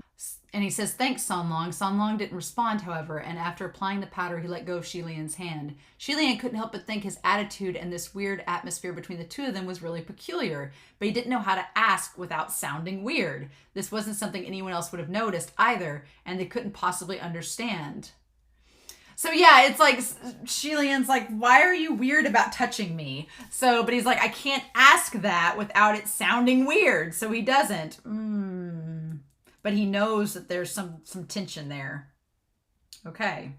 Oh, yeah, he's like, you're stepping on me. Oh, so the face. Okay, we're getting to the face part. Good. Okay. Where the shrieking had come from. Under the weeds in the mud was a man's face. In a field such as this, a live human was being buried in the mud with only a face showing on the surface. Ooh. And everybody screamed. He's like, he comforted them in a skilled and practiced manner, like Xie Lian's done this before. He's like, don't panic, calm down, it's only a face, nothing extraordinary, we all have faces, no. Oh my God. It was a man's face, without a doubt, quite flat when he wasn't smiling, full of wrinkles when he did. He couldn't tell whether he was young or old, and couldn't say whether he was handsome or not. He couldn't make much out of this face, so he asked directly, who are you? He says, who are you? Okay. I used to be part of a caravan too, but that was 50 or 60 years ago. The situation just became freakier. Yep. How is it still human? Oh. I was captured by the soldiers, and they buried me here and made me the fertilizer for the Shan Yu ferns. They were fed with live humans. As though all the merchants dropped the plants in their hands, feeling as though they were touching corpses. Oh. Xie Lian couldn't help but glance at his hand too, but heard San Long say, that one was fine. It dawned on Xie Lian. That was why, even though San Long had looked through this field earlier, he left it to pick a small, almost withered fern from elsewhere. He probably already saw what was in the soil, but ignored the face completely. The herb he applied to Xie Lian's hand was one he found in an area that was much more remote, but clean of corruption. Oh, okay. San Long was considerate and careful. Thank you, truly. San Long shook his head, but his face was still gloomy. And so get this thing. Ever since Xie Lian had been stung by the scorpion snake, San Long had behaved like this. A couple days ago it was Gege this, Gege that, and now he barely called him Gege anymore. When they first met, San Long had avoided his touch and seemed wary of contact with Xie Lian, but that seemed to have gone away after spending so much time together. Now, besides sucking poison and applying herbs, San Long was once again avoiding touching him, and that made his Xie Lian feel unsettled. Okay, yeah, something's up. There's someone amongst you I've seen before 50 to 60 years ago, which is Zhao. We know it's Zhao now. Yeah, the face in the mud.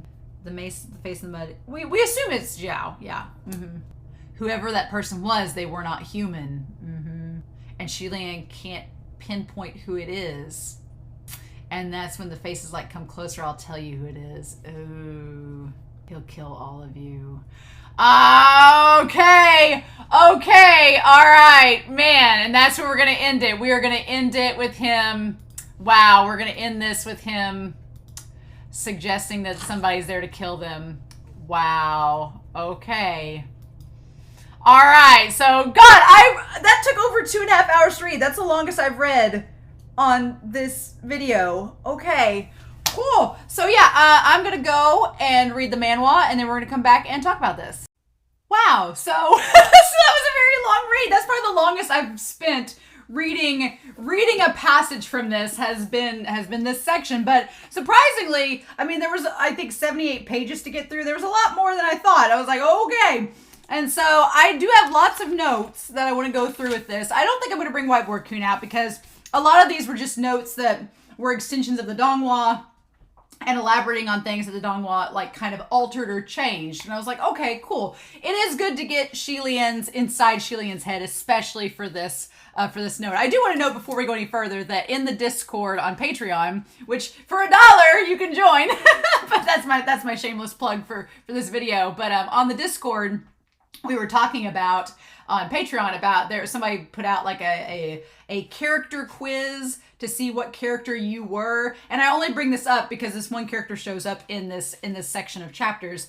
And there weren't any spoilers because there were no pictures. It would just give you a list of characters and what percentage you were of that character based on your answers. So we all did it. It was a plethora of variety, which was fun. But my 100% compatibility was with Hua Chong. And I was like, yes! I was like, me and Hua Chong were 100% compatible. It's why I love Xie Lian so much, because I'm like Hua Chong. I just love this little cinnamon bun and I want to protect him at all costs. So makes total sense. But I got 100% Hua Chong. I got 90% Ban Yue, which again likes Xie Lian. And then I got 90% Quan Yizhen. So don't know that character, but apparently I'm most compatible with Hua Chong, Ban Yue, and Quan Yizhen. So whenever we get to that character, that's who I'm like. So there you go. But I just wanted to share that with y'all because I thought that was pretty fun. And he gets mentioned in this, I guess it's a he, gets mentioned in this chapter as well. So I like the connection between, just going through my notes here, that Sanlong and Xie Lian having matching tattoos, right? In Xie Lian's case, it's shackles that limit their cursed ability, that limit their spiritual powers. But in Sanlong's case, the tattoos, he doesn't want to talk about them. And he says it happened when he was younger. So I'm like, so there's some mystery with that. I obviously, as I'm discussing this, don't want any hints, clues, or spoilers, but it's curious that both Sanlong and Xie Lian have these markings on them that are a source of maybe not shame, but they don't want to talk about it. It's something that they can kind of both share in that sense. So that's very curious. And I like the idea that from the get-go, as we get into the story, knowing that Xie Lian knew something was up with the puppet from the start. Like, you get to see inside Xie Lian's head and they're like, something's odd. And the manhwa, let me say first and foremost, I went and read the manhwa after finishing the chapters. I took so many screenshots. So again, if you're on the Discord on Patreon, I'm going to be sharing all of these, but, or I'm sharing them in the Discord right now as soon as I'm done with this video. But there were so many good shots, but Xie Lian's face just being like, and then the face that Xie Lian makes throughout this being like, so yeah, you want to drink this water? Like, just knew from the start. I like that, because the Donghua makes it seem like Sanlong kind of hints at it and Xie Lian gets the picture, but here, no, Xie Lian knew from the start that something was up and then kind of confirms it and then draws out the puppet. But I wanted to talk about the puppet real quick. And again, I don't want hints, clues, or spoilers, unless it's something, don't tell me the answer to this question until we reach the Ban Yue arc, in case we find out from the Ban Yue arc, because I have a feeling, since the novel's giving us more information than the Donghua did, I feel like by the end of this arc, I'm going to find out the answer to this question. But I wanted to pause it real quick. During the Donghua, I kind of forgot about the puppet. We were so focused on the Windmaster and Zhao and everything, but I'm like, who sent the puppet to Xie Lian in the first place? Because I thought about, when I was reading this novel, I was like, wait a minute. I was like, it wasn't the Windmaster, because the Windmaster kicked up the sandstorm to throw them off, but the Windmaster didn't want Xie Lian to go to Ban Yue to begin with. So I was like, okay. So I'm guessing it was Pei Jr. that sent the puppet, because Pei Jr. would have seen Xie Lian at the bridegroom incident and was like, okay, Xie Lian's been ascended again. Maybe since Pei Jr. knows that Xie Lian is a kind-hearted soul and was compassionate towards Ban Yue and was Ban Yue's friend back when they were all together, maybe Pei Jr. was like, okay, Xie Lian might be able to help. The other gods will probably use Ban Yue as a scapegoat, and I don't want that to happen. But Xie Lian's compassionate. Maybe Xie Lian won't be like that. So maybe I could get him to help out, figure out what's wrong, and solve this big dilemma. So my guess at this point is that Pei Jr. sent the puppet to go lure Xie Lian to Ban Yue, but that's still like, it still feels off to think that. So I'm like, who did send this puppet to go lure Xie Lian to Ban Yue? Interesting. So I don't want to know an answer. I'm going to wait till the end of the Ban Yue arc and see if that comes out. But I had totally forgot about the puppet and then was like, wait, who did send that? And so that's very curious, right? Why did he come to attack Xie Lian? He didn't really attack Xie Lian. He didn't come there to seemingly attack Xie Lian. He just came to lure him to Ban Yue. And then when Xie Lian started, asking too many questions and figuring out that the puppet was a puppet, then it attacked. So makes sense. But someone powerful obviously created the puppet, which makes me think of Pei Jr., right? So then I like the idea that this kind of helps maybe answer the question that Sarah Linda pointed out before we started, that maybe San Long used puppets of his own to burn down all the temples. That could be a very well an answer to that question. And so then, yeah, was it Pei Jr.? I guess we'll find out. So Xie Lian, we established, only has power for a few more communication arrays. He doesn't have a lot of power left because of the shackle. We established that. And then Xie Lian feeling depressed that everyone just kind of stopped what they were doing and then ignored him. Which I feel so bad for Xie Lian. I do, because Xie Lian's like, this is supposed to be official business, guys. We should treat this seriously. Why aren't you treating it seriously? And they just ignore him. Like, Xie Lian's like, well, okay, I guess I'll go back then. Like, you just can't feel bad for him. And it makes sense why I'm like San Long Hua Chong. I'm like, give our cinnamon roll more credit than y'all do. I feel bad for him. I really, really do. That he's just trying to find help. And then because Xie Lian is a patron saint, he realizes that Ling Wen is in a tight spot. She's like, I can't really talk about Ban Yue Pass, but there's something shady there, but I can't talk about it. And so Xie Lian's like, okay. He's like, well, fine. If Ling Wen's in a tight spot and she can't give me information, I'll just take matters into my own hands, be my own Scooby-Doo detective, and go figure it out on my own. Because that's what I do. If nobody else is going to help me, I'm going to do it myself. Which is really sad, because it's like, that's kind of seems like it's been Xie Lian's song and dance this entire story, is that nobody else will help these people. Nobody else will solve the problem, so I guess I'll just do it myself. Except now, he has San Long helping him, and we'll talk about that.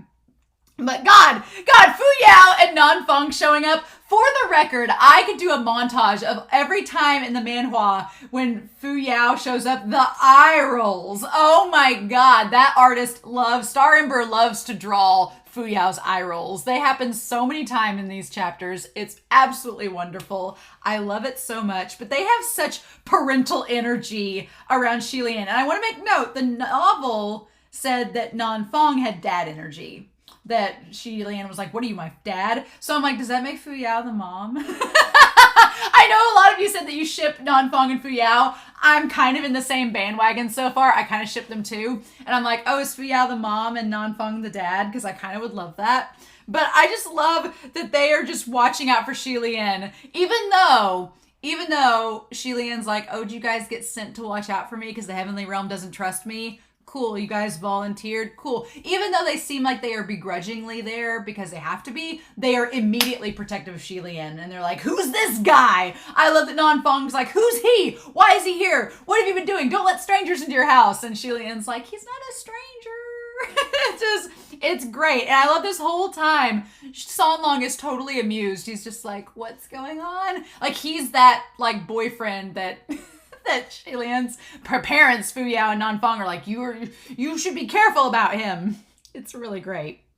But what have I got in here? They reveal, what do they reveal here? They reveal something. My notes are awful.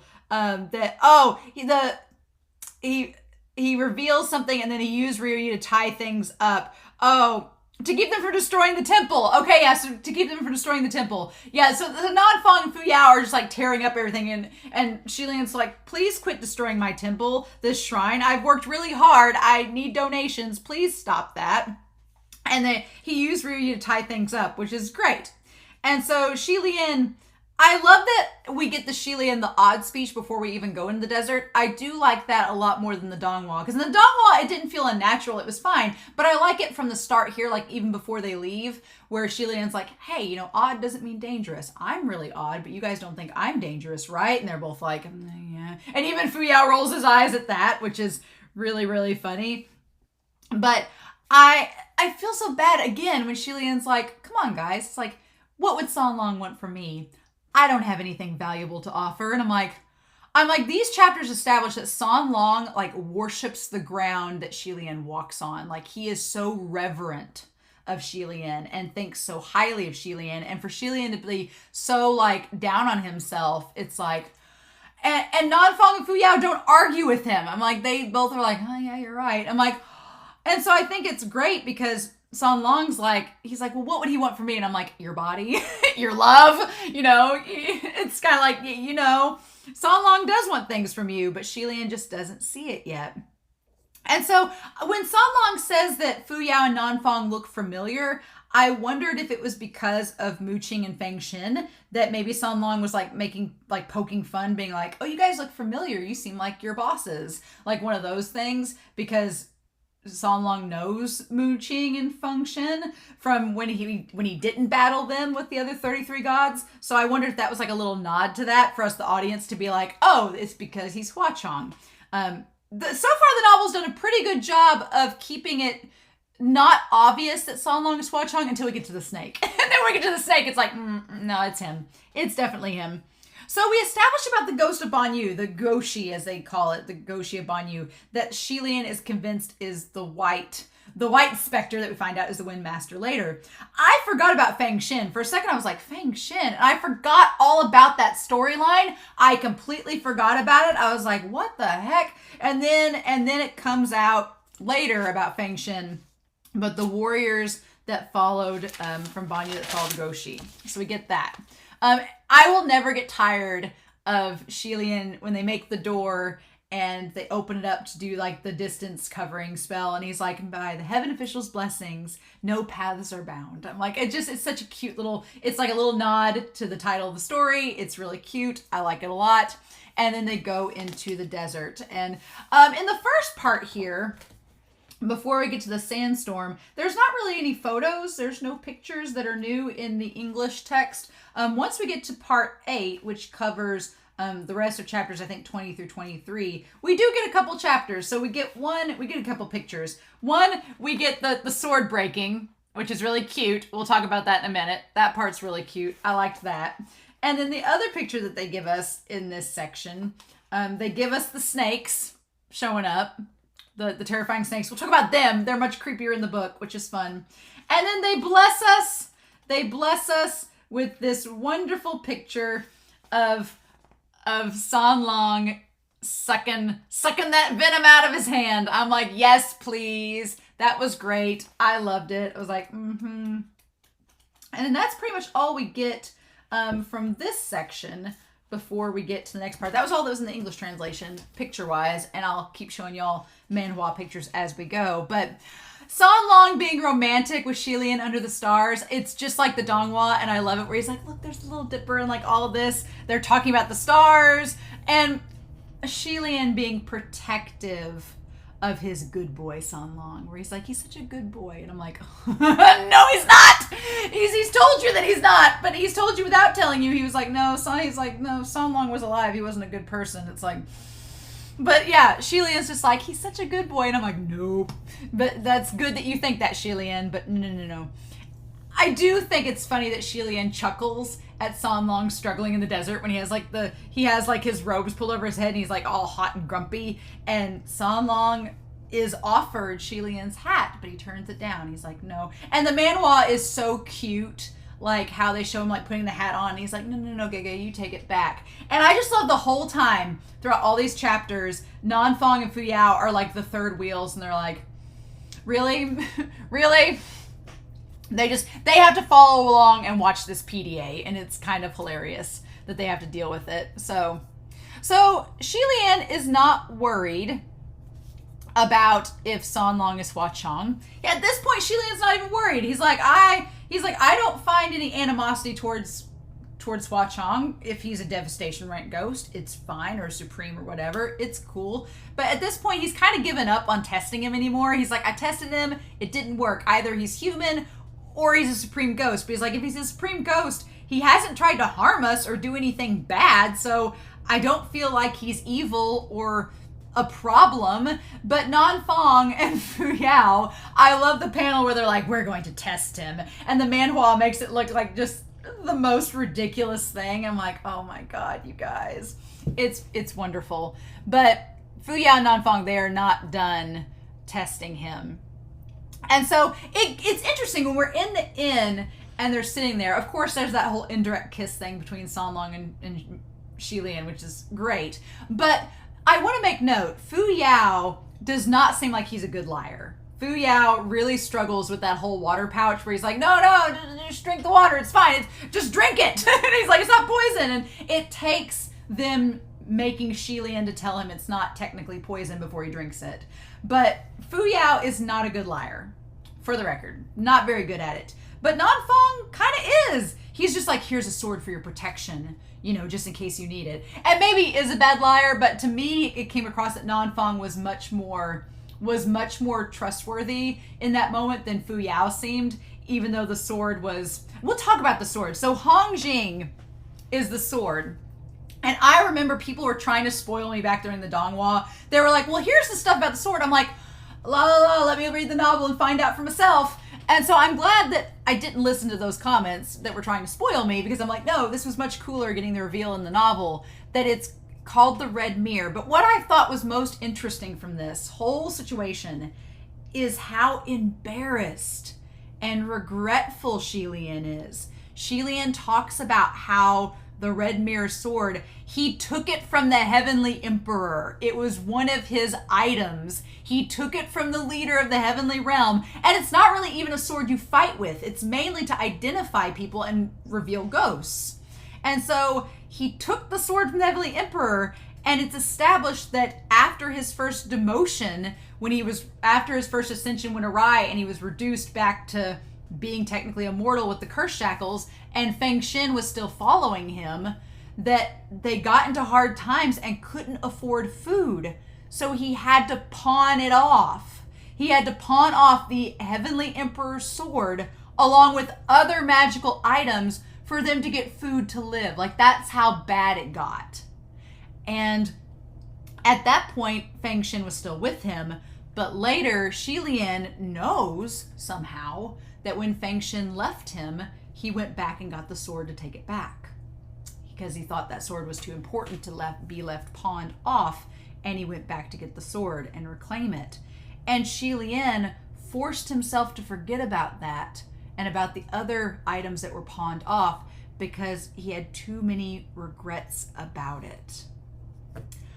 That is so sad, because it establishes with his character that Xie Lian's pretty human despite all things. He has regrets. And I like that about his character, because MXTX, if she wanted to make Xie Lian truly a saintly, martyrous cinnamon bun, she could have been like, he pawned off the swords and was like, I'm shedding all of these materialistic items from me, hashtag no regrets, everything's fine, I've washed my hands of it, it was for the greater good, it was to survive, we don't need material possessions, everything's great. She could have done that, but no. Instead, she establishes that no, Xie Lian was embarrassed. He's like, he felt bad. He was like, I had to pawn off all of my things just to survive after my demotion. And it's really sad. It's like, it makes his character so much more pitiful and much more sympathetic, because you're like, yeah, you wouldn't want to get rid of something like that, because especially you know how valuable it was, and if it was given to you, and the fact that he's like, he had fell into such hard times, and it adds insult to injury that his own deputy, when he became a god, went back and took back the sword that Xie Lian lost. Like, it makes Xie Lian feel like, well, no wonder I'm a laughing stock, And it's so sad. I'm like, God, that part was really heartbreaking, right? And luckily, MXTX doesn't linger on it. MXTX is like, yeah, so here's this bit of angst for you to chew on for the next 80 pages. It's like, instead we see the two silhouettes. I talked about this during the reaction, but I really like that Xie Lian instantly notes that the one in white, because it's the one that looks at him and he notices it's a woman. And he's like, oh, and it's kind of creepy that it almost seemed like the Flash from Dawn of Justice, where the Flash like looks over and Superman looks at Flash and the Flash is like, oh God. It seemed like one of those moments. But the one in black, he wasn't able to tell its gender. And so I think that's pretty cool that for a while it seems genderless. Now the Manhua reveals their beautiful forms later, and we'll talk about that. But I like that. And so we go back into the sandstorm. Again, Xie Lian feels like he's been in so many sandstorms that he's used to having sand in his mouth. Angst. And San Long, I really liked when Fu Yao was talking about how, well, this sandstorm, if it's evil, it's just trying to prevent us from doing our goal and we have to push through it. I love that San Long chuckles like darkly, and he's like, you're so pretentious. You think that everything that's in your way is evil. That part I loved, because I was like, yes, that is establishing that San Long seems to hate the gods for the most part, with the exception of Xie Lian, because they think that anything that is in their way is something evil and needs to be destroyed or conquered. And he's like, funny you think that. Like, you're a bunch of pretentious pricks. Like, that was the vibe that San Long gives off in that moment. And I really like that character work that you can kind of see beneath the surface. It kind of connects back to the last part really, really well in the novel. So, and then poor Xie Lian having the shake my head moment when Ryoi like grabs onto San Long and everyone else. He's like, just trying to help. And I felt really bad that like, Nan Fong was like doubtful. He's like, will this stupid bandage like help us? And Xie Lian's like, this is my only weapon. I have nothing else. Like, help me, give me a break. And it does end up helping. He's like, well, your 1,000-pound weight spell didn't work, but my bandage did. So what now? You know, I felt bad for him. I was like, Nan Fong, your mystical powers didn't work. That's another thing that's curious though. So Nan Fong's his ability did nothing.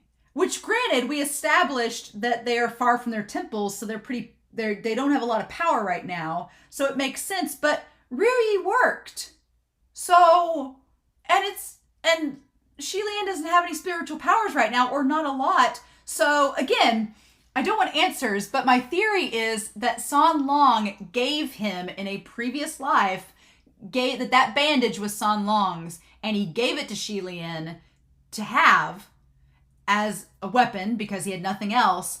And because San Long, maybe because San Long is around, it's more powerful.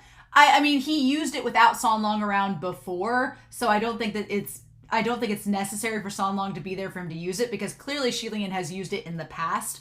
But I wonder, when faced with this sandstorm created by a literal god, if because San Long's close, it's able to work. Or if it has magical properties that San Long put on it to where it will work no matter what, even if the rest of his spiritual power is suppressed. That's my theory, but I find it interesting that Ryuyi was able to do something when the other powers of these literal gods did nothing. So that's interesting. And then we get the establishment of Chon Jishin, which I'm apparently related to, that he or she is the god of the West, and the Peis are the gods of the North, which I'm like, funny that. And then we have General Pei Jr. there as Zhao. Funny that. But unless you've watched the Donghua, you don't really pick up on that. And so it's just MXTX putting little crumbs there, being like, oh, it'll all add up later. Just you wait.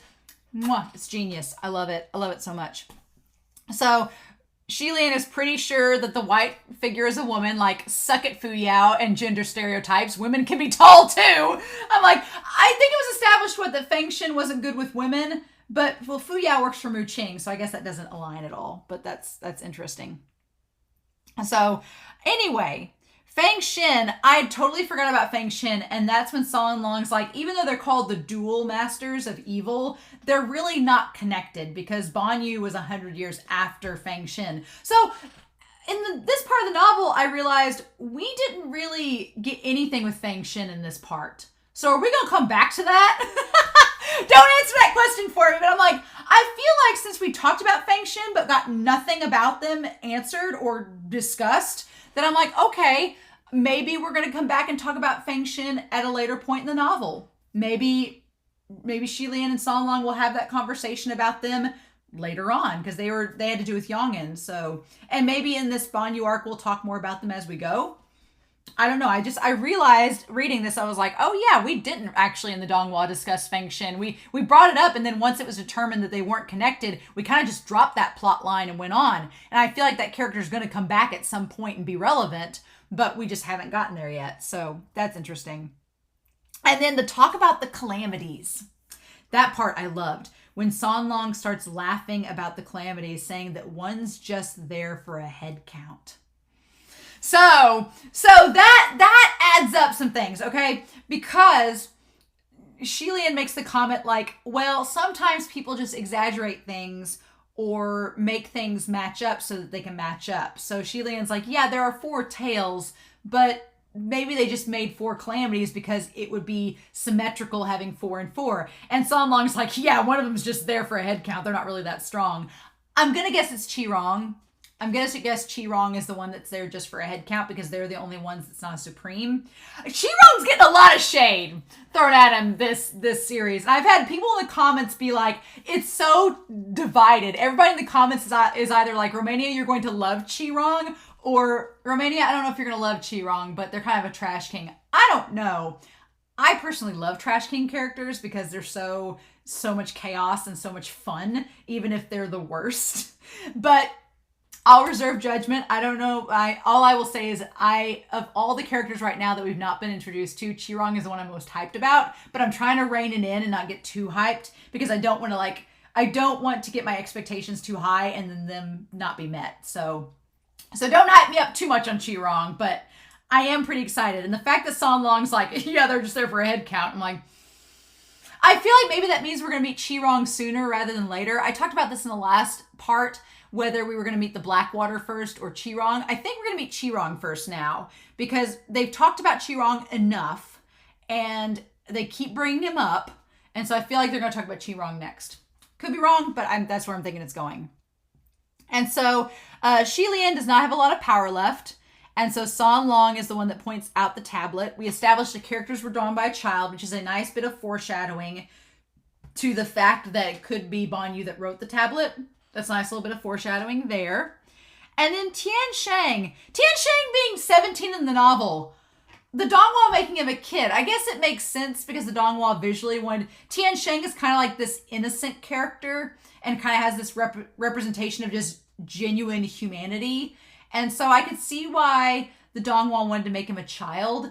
But at the same time, I'm like, he's the same age as San Long's appearance. So I do like how the Manhua draws him. I like he has a little headband and like the wild hair. It's really cool.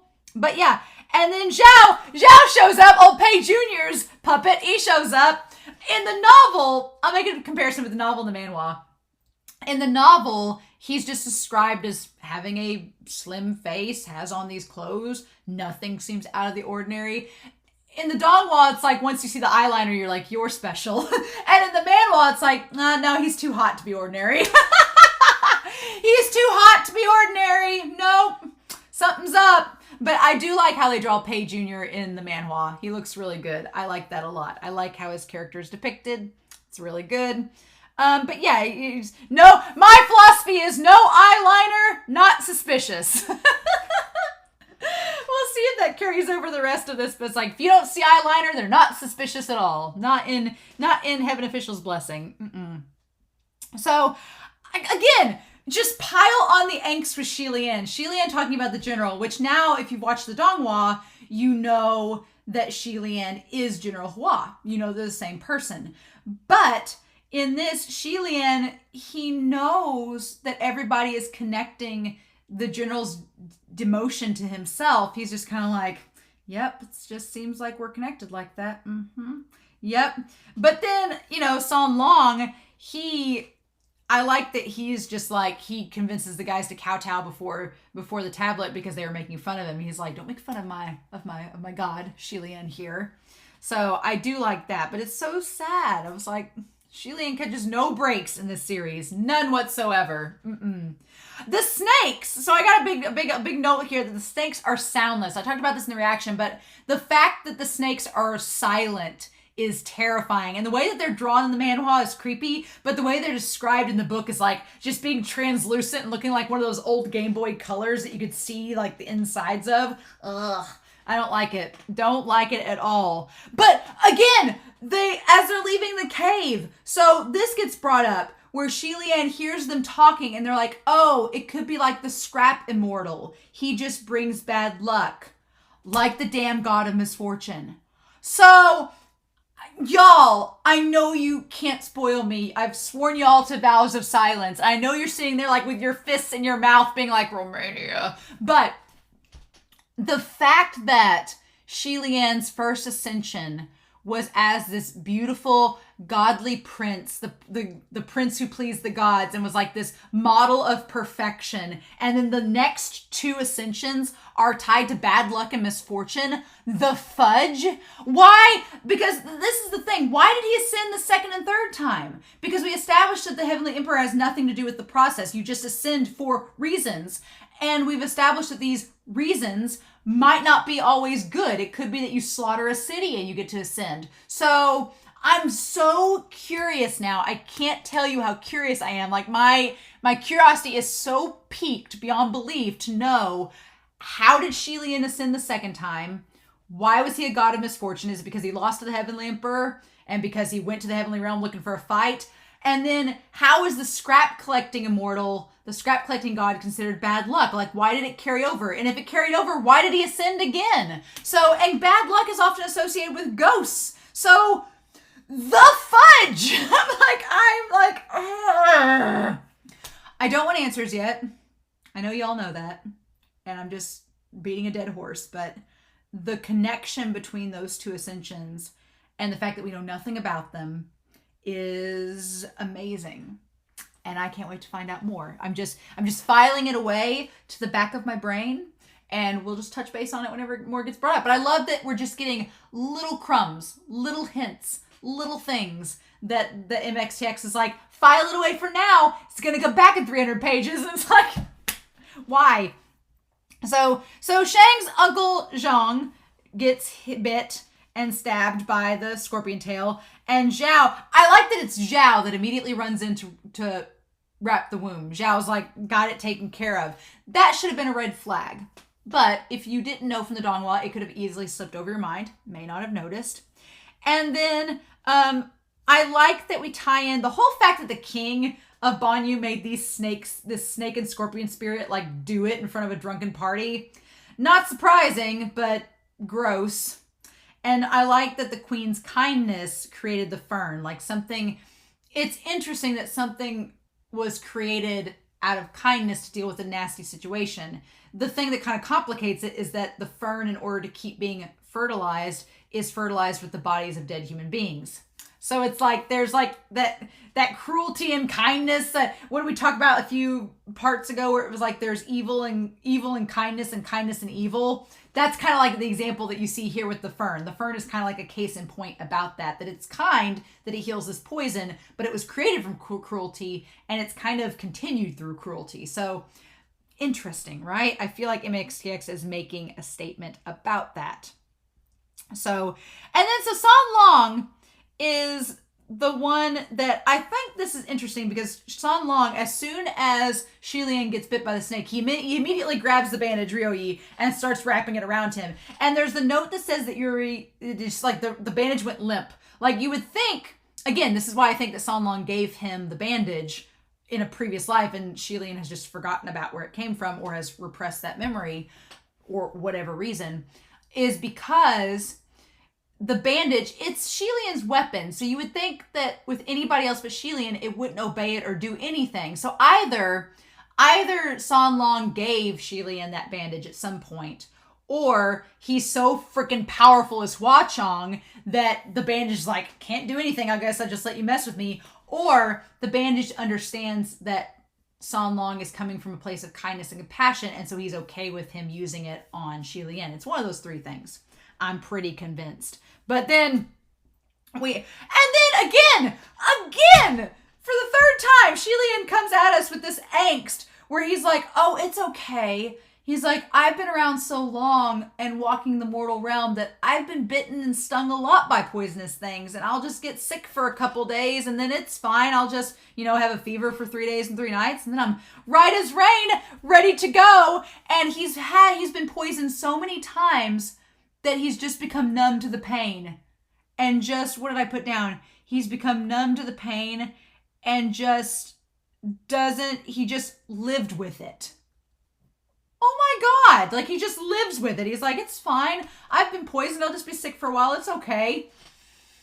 And I feel like that is why San Long is stoic and quiet after he sucks the poison out. I feel like him saying that. I feel like, and I could be reading too much into it, and it's something as simple as San Long reveres Xie Lian so much that just the fact of him touching Xie Lian is like, I don't deserve to be touching you because you're a god. Like, I feel like that's part of it. But I feel like Xie Lian is like, he's frustrated or San Long is frustrated because Xie Lian is so insensitive to pain at this point. He's like, well, I've died and been trampled to death and been bitten and poisoned so many times and fallen off of clouds, and it's okay. And I feel like San Long wants to be like, it's not okay that you are like this. He's like, it's not okay that you've been poisoned and had to go through all this pain. He's like, that's not cool. I feel like San Long wants to yell at him, being like, this is not normal. This is not fine.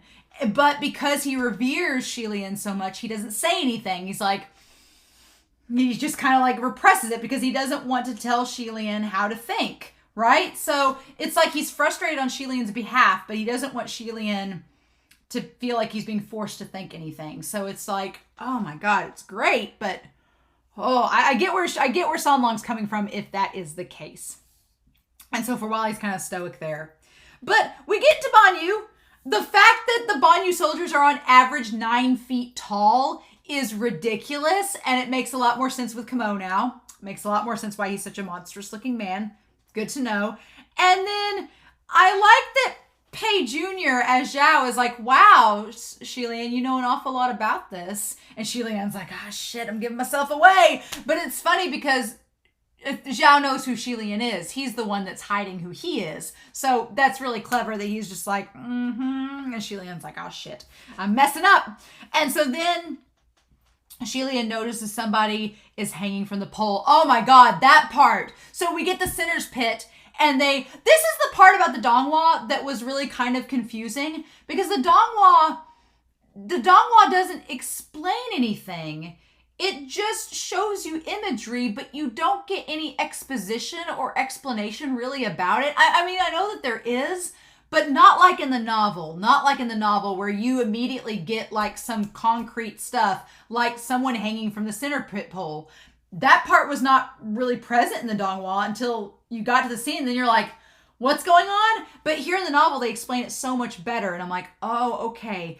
And the fact they talk about Zhao paling when he sees Ban Yue hanging from the pole, I was like, oh. And the manhwa image of it is like, I think already I'm liking Pei Jr.'s character more, that we're getting into it, and his love of Ban Yue. I'm getting it more right from the start here, and I'm like, okay, I'm really excited for next week when we talk about their past. I'm so excited. We may not get to it next week. But I'm really excited to get to that point of the novel, because that part I really liked. The whole thing with Pei Jr. and Ban Yue, I feel like we're gonna have a lot of things to talk about with it, so I'm excited. But yeah, I really loved that image of him looking at her and looking so sad. I was like, oh, establish it right off the bat. I'm like, yes, please. And so then we have the woman in white, the Windmaster, showing up with her whisk. And the manhwa makes them look like just queens. Perfect goddesses. Their designs are beautiful. The woman in black, I love her sleek, like gothic design. She has the black lipstick and looks kind of gothic. I love it. I'm like, yes, they really do look like the female versions of Xie Lian and Hua Chong. I'm so pleased as punch about it. But I love that they describe her in the novel as bright and observant and walking through Ban Yue as if she's strolling through her garden. She's just so powerful that she's like, oh, what is going on here? Oh my gosh. Like, I love it. And I love that the woman in black, the reason why, again, I compare her with San Long is because it shows her like with her hands behind her back walking through the town. And several times in the novel for this particular part, they've talked about San Long walking through the desert with his hands behind his back or be posing with his hands behind his. So their gestures are similar. Again, I'm wondering, I'm like, is she a god or a ghost? Because she makes the comment about the woman in white getting help from her friends. And I'm like, if you both were from the heavenly realm, wouldn't you say from our friends? Or I feel like it'd be phrased differently. And so I don't want spoilers, but I'm like, is the woman in black a ghost or a god? I don't know. We'll find out maybe, right? I don't know. And so I'm like, is she the Blackwater Calamity? I don't think so. I said that in the reaction. I don't think she's a Blackwater Calamity. Because one, the Blackwater Calamity has been established to be like a recluse. So why would she be hanging out with Windmaster? Unless it would, if she were the Blackwater Calamity, it would imply that the Windmaster was acting against the heavenly realm by hanging out with her. Now, am I putting that past the Windmaster? No, she seems like she does whatever she wants to and is like, screw you. Like, she doesn't seem scared of Pei-Ming or anything. So, maybe. But I feel like she seems not lawful good, but kind of like chaotic good.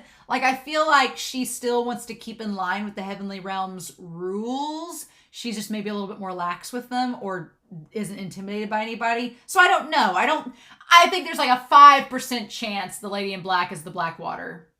5%. That's about it. Otherwise, she's something else. Whether she's a ghost or a god, though, I don't know. And I don't want to know yet. I want to wait and find out when we get to that part of the story.